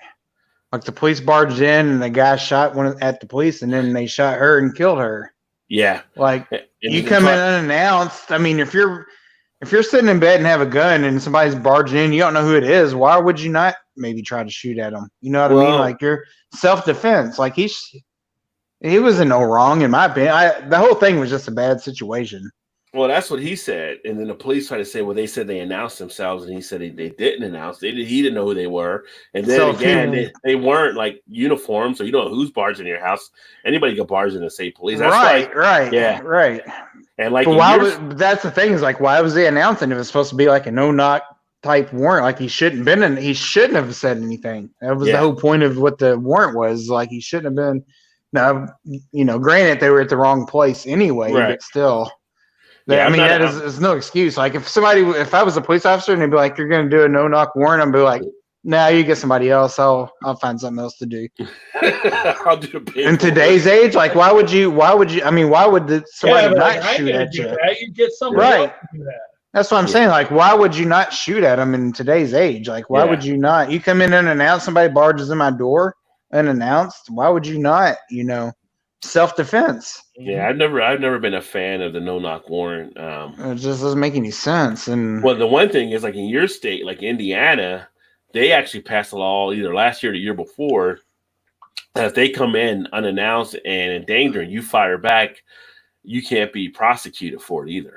And so you're right. They passed that in Indiana. So if they would have done what they did there in Indiana, he wouldn't have been arrested for it because of that. Now he may still make a black guy, but he shouldn't have been arrested for it because that's what the law was actually created over there for. And I say, I do live in Indiana, but I say here locally because I'm just 6 miles north of Louisville. Right. So our local news channels and everything is Louisville. So Louisville is part of my hometown, basically. So when that stuff happens, it's like it is. It's like me in Cincinnati. It is home. Yeah. Right. Yeah, exactly. Yeah, exactly. Yeah. It's hometown, even though it's another state, but it is, a stone's throw away. Maybe look out my back window and see downtown Louisville, basically the buildings. Yeah. For the most part, and in the fall when the leaves are off the trees. Yeah. So it's like just to see that thing, it's just kind of like, man, it's just crazy. Yeah, Vanessa says, I'm just saying committing crime is not a way you should choose to make a point. Well, that's a preference. I'll say it that way. The only way to make your point. It's the preference. I can say, like, that movie I mentioned, I watched, like, for instance, Burn Motherfucker Burn, which is kind of a cool title. But anyway, like they were doing an interview, and like they were interviewing Barry White, like Barry White, the singer. He was being interviewed by Dinah Shore back in the day, which was a talk show they did. And he was there when the Watts riots happened. And she had asked him about the loot and all that kind of stuff that took place. He's like, yeah, I looted. I was like, for what was actually done to us? Yeah, I went and they got me some good stuff. The lead singer of Jane's Addiction was on the movie. He talked about how he looted in the Rodney King riots. He went out there. He said if it wasn't for that happening, he said it was bad for what happened. And we were all upset and bothered by it. We were out protesting. And he's like, yeah, but I looted. He said my whole living room set was looted at the time when that happened after the Rodney King decision and the cops got off. And it said that actually set up stuff for us to actually go forward to become more of a group that we became. So it's not like people saw opportunity in doing it and they use that to get some of their frustration out. Whether someone says it's right or wrong is always going to be a personal choice to make that. And again, it's not saying condemning or saying what either way. It's just saying people have to make that their own decision, and it's a matter of where you're at. He said even for himself, like they were struggling, they had no money, and they said, hey, we can go out here and get some stuff now, and we won't have to pay for anything. And that's what they did. So people look at it, and again, when you look at it from a perspective of a country that's always looted and has always done that on the bigger level than any of these people are doing themselves as individuals, how big of a crime is it when you're seeing companies and stuff that screw people over all the time as well? So people weigh those options. I mean, you almost have to take a step back to go forward. Always. Yeah. It seems. Yeah. I mean, some people have done that. So it's kind of like. And that's kind of what we're going through now. You're somewhat taking a step back, but hopefully two steps forward, when this is all said and done. I mean, like the whole school thing with like Felicity Huffman and them, right? This whole scandal that we saw, they were trying to screw the system for their kids, and they were screwing over other people, So again, it's not saying obviously that what they were doing was right, in those lines, but people were screwing at higher levels than what a lot of these other people are doing as well. And there's a downside to it too, because I saw people like that. One of the people interviewed in that movie was like an older lady, and they burnt down her local spot, and she couldn't go anywhere else. And she was like, I need food. Now I know where to go get food. So there is a downside to it, and that's where conscience has to come in. But like it's a weird situation. Some people are frustrated. There's always going to be collateral damage that takes place, I guess you could say. Right. Most of the losers in Minnesota are out of towners. I've seen multiple videos of white people spray painting Black Lives Matter of business, knowing they won't be the ones blamed. Exactly. That's what's been shown. Again, we talked about it earlier. The governor said 80% of the arrests that came in were out of town people. Vanessa, what is your suggestion that happened that they haven't done? Can you be funny? Say that 90% of the videos he hasn't seen says more white people than people. I mean, really, when you see a lot of it, and you saw a lot of black people actually turning people over to police or protecting people. There was an image of them protecting a cop in one of the areas. They got separated. So that was, well, I was going to say the same thing. I think here at a Bear Nose Pizza in downtown Louisville, they were doing that, like barricading officer. What might be what you were talking about. Mm-hmm. It was like he kind of got separated and he was by himself, and there was like a whole line kind of like protecting him. It says, this is a constitutional amendment to cover that public servants gave a duty to protect the citizens, have a duty to protect the citizens. Well, I mean, yeah, they do the thing to protect citizens, but do they always do that? Can you always trust them? We hear about stories of the corrupt police officers all the time too. Collected. That's what I meant to say. It did not come out that way. Vanessa, think about it for a second. They have rights already granted under Constitution and Emancipation Proclamation, freedom from slavery, making them citizens with full rights. So how is they should have to be extra protection for something they should already naturally have in the Constitution? Yeah. So I mean, all that makes sense. Okay, then I suppose our recourse to build bombs and weapons and remove our system of government. Let's see. King was just reiterating because I find it ironic everyone is blaming the protesters. Yeah.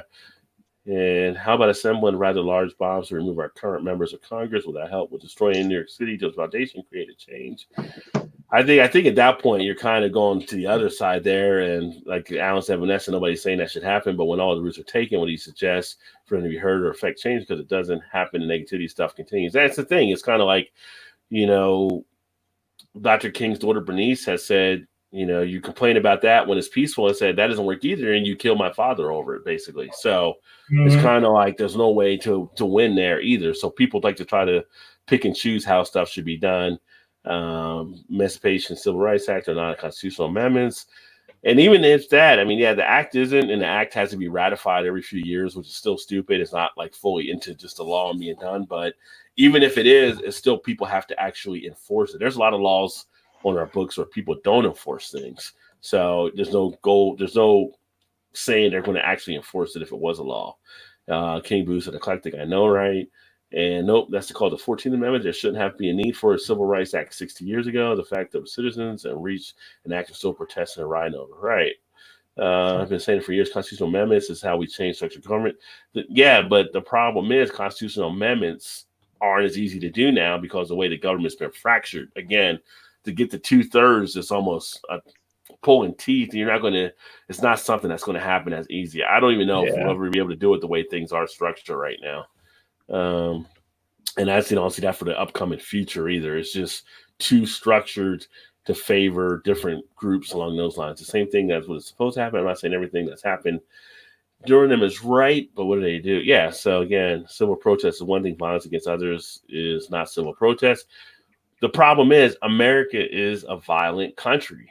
America has always done the same thing. So to say it's not a civil protest, America has been violent against a lot of other stuff too. So it's kind of like you're looking at something where people are doing stuff from the same country that's been doing it for hundreds of years. When property is disturbed by process, will you join them in their looting of your stuff? I mean, that really doesn't really affect anything or make any sense, actually, just because it's trying to put it all into words and like that. It's kind of like protesters are protesting different groups, different areas, different things along those lines. The looting and stuff like that. There are certain businesses, like we said, like the Walmart, there are most in the corporate type things, which corporates have been looting the people their whole fucking hundreds of years. So it's kind of like it's apple and oranges on that kind of the whole comparison thing right there. What are you gonna say, Todd? I was going to say, is there any chance, just out of curiosity of what you guys might think, that any of this is like government driven, like implants in certain cities where they are people there that are starting these or starting the looting or whatever, some of the riots or whatever? I've seen videos that have shown police dropping off bricks. Well, that's where I was going with that, because I've seen pictures of that here in Louisville on Broadway, which is like a huge strip in downtown Louisville, probably the longest street in downtown Louisville. Yeah, goes right through the city, where I've seen pictures of like perfectly stacked bricks every so far down the street, like just neatly, like there's no reason, there's no construction going on. Like, why are these bricks sitting there? That's exactly where I was going with that. Yeah. And to me, that kind of screams like there's maybe some implants or something of some sort that's causing this to go, well, I mean, to start it of some sort. I don't know. I mean, I don't know. The FBI released a report talking about how police forces have been infiltrated. It was back in 2016, but it was already 10 years ago when they released it. So there are some ties into stuff. There's things that have been picked up on radio bands that have been questionable. So I have no doubt that there's definitely some government intervention. The movie I mentioned I watched, they talked about like back in the 80s how there would be trains that would just stop like outside of South Central, and all of a sudden there'd be a car with the door open and there would just be guns inside. Just guns. Yeah. And then how they would get guns there, and that's how so many guns got in the street out there. There's been situations where police have been noted as saying, they didn't want the peace between, like in LA, between the Bloods and Crips, because they got paid a certain amount for overtime. So when there was nothing going on, they weren't working overtime. There's different things in there. So in a way, the government themselves, they loot off the people as well. Right. They need to have that friction there so they can loot off of it. So again, it's kind of like, who are we really fooling here? Again, the more information you actually gather, the more it paints a whole different picture. Like I said, so the whole thing is there's a lot of people with acts that are taking place that other people may not be aware of. It's not, everything isn't what it always seems to be. Right. Sure. Right. Yeah. That's kind of what I was asking. It's like, I didn't know if you guys have heard anything of that. Yeah. Or, Yeah, I've seen because I've definitely seen that within the last week here locally for sure. Now, what you can believe that it's like anything else, you kind of have to pick and choose, I guess, Yeah. But I've seen enough of whereas, okay, maybe there's, if there's smoke, there's fire type thing, Well, that's the question there too, Alan. Is like, when you're treated civilly, how long do you protest before you stop being civil? It's getting pushed into that corner. At some point, you're going to come out swinging. That's just natural nature to come out and do that. Cubans, I'll be damned by any means, but not one to be considered equal. I would be the equalizer. Yeah, and that's where you get people push back. What's going on, Bounty? Cheers, my friend. We got deep into a conversation here. Yeah, way deeper than we were intended, for sure. Oh, King, if you're pinned to the ground by them, what do? You fight back. I would say they were lynching people as early as 60 years ago publicly with no repercussions. I mean, I've actually seen cases of people getting lynched in the 80s and 90s and even early 2000s that they've had questionable stuff from the FBI. So it's even a lot closer than that. And if, like I said, we talked about we're within a few days of the murder of James Byrd, who basically was lynched. He was tied to the back of a pickup truck and ran through town and killed. Yeah. So it's not like this stuff isn't still happening out there. Plenty of people murder every day in this country. Yeah, that does happen. This time it doesn't feel all different operations are fully understanding where their money's coming from. Yeah.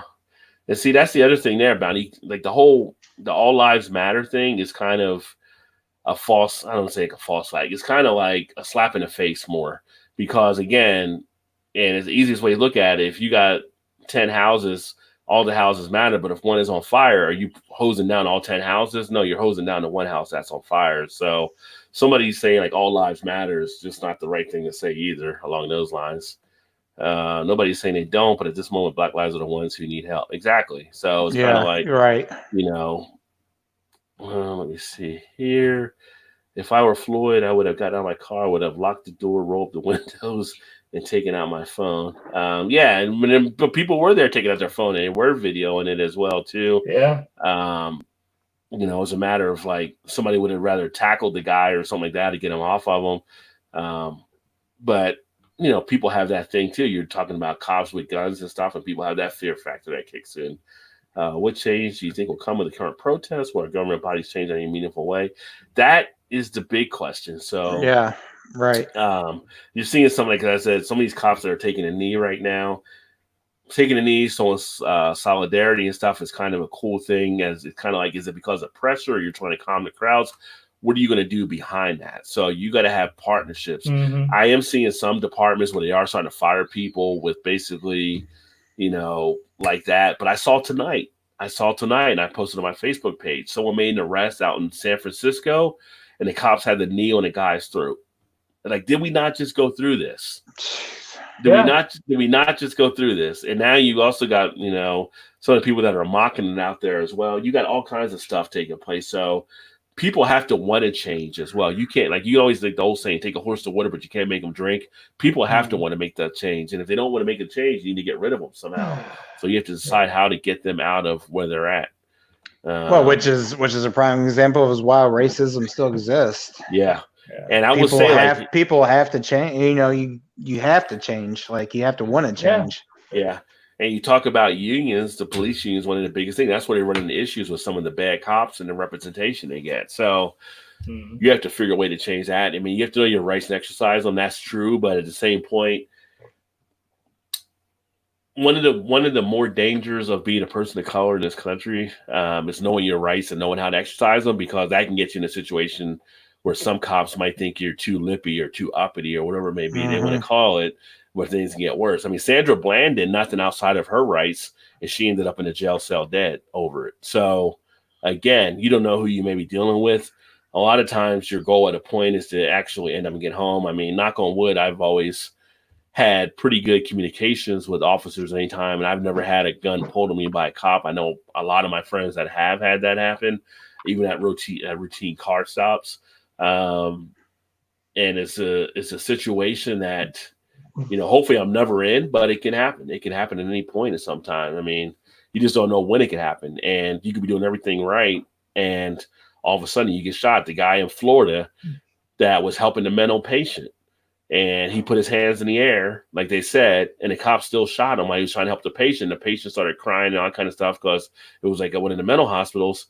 And they asked why'd you shoot him? And the cop said, I don't know. Like, what do you mean you don't know? You shot him.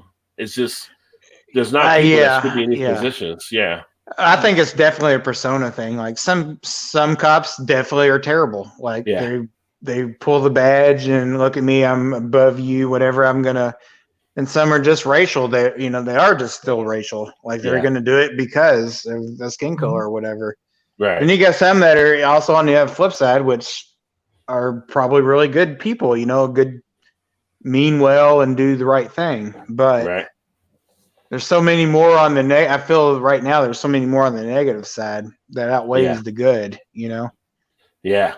And Alan's right. The Civil Rights Act, it came after the rioting due to the Martin Luther King assassination. So, yeah, I mean, within 6 days, they went ahead and got that done at that point. So you talk about what can rioting do? Rioting does cause things. I mean, you form this government rioting and looting during the Boston Tea Party. We're about to have a celebration in a month over an act for independence that came out of rioting. So that's like the funny thing when people talk about rioting doesn't do anything. It's like, I hear people say, well, violence doesn't do anything. Really? I mean, not that you should be violent. I'm just saying the whole country was formed on violence. Right. A lot of our acquisitions were made by violence. So to say violence doesn't do anything isn't really a true statement in itself.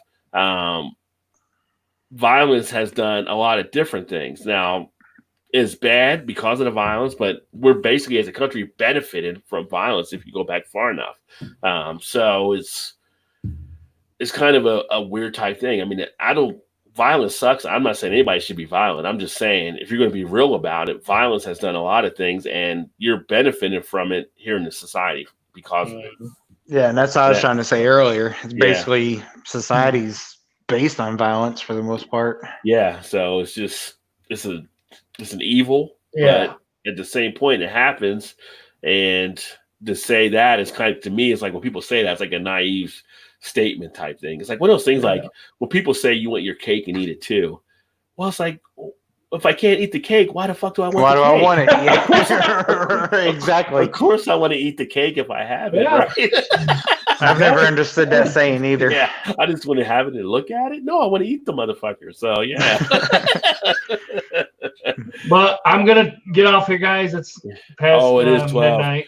Yeah, I'm going to go ahead and wrap it up, too. Actually, I mean, wow, we covered a lot. I can't get to all the comments tonight. I mean, I appreciate all the stuff coming in. There's a lot of good debate here, but I'm just tired. I'm just tired. No, I definitely got to get up and go to work as well. But No, there's a lot of things that are on here, and Oh yeah. it's just I don't have the time to be up all night. But guys with jobs problems. yeah.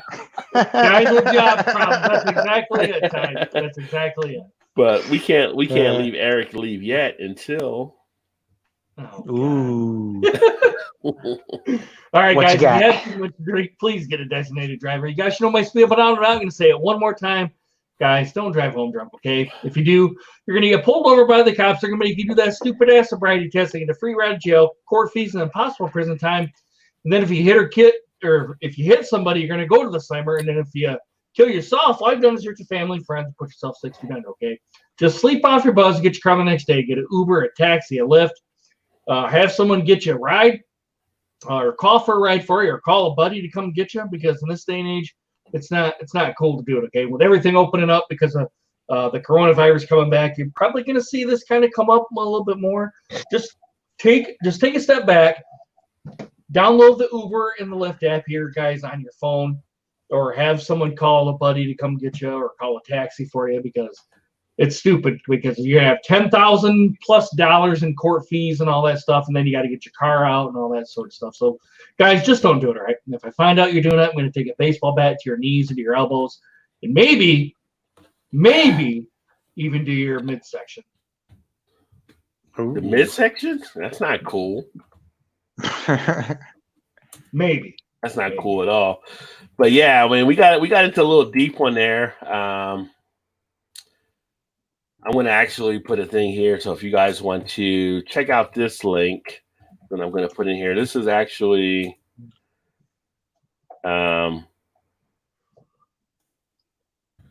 that I did with the podcast last night with Afro Beer Chick on her podcast. If you want to hear more of the different thoughts I actually have on it, you can definitely jump over here and check it out on her podcast that we did. But this is one of those topics that can go on for a long time, and 8, 10, 12 hours. Yeah, at least. I mean, that's just a one day minimum. Right? Yeah, and there's a lot of stuff there. But we got into a lot of different stuff last night, and the main thing I would say here as we close out, people have to learn to live with each other, respect each other, and treat each other equally, and that's not all happening.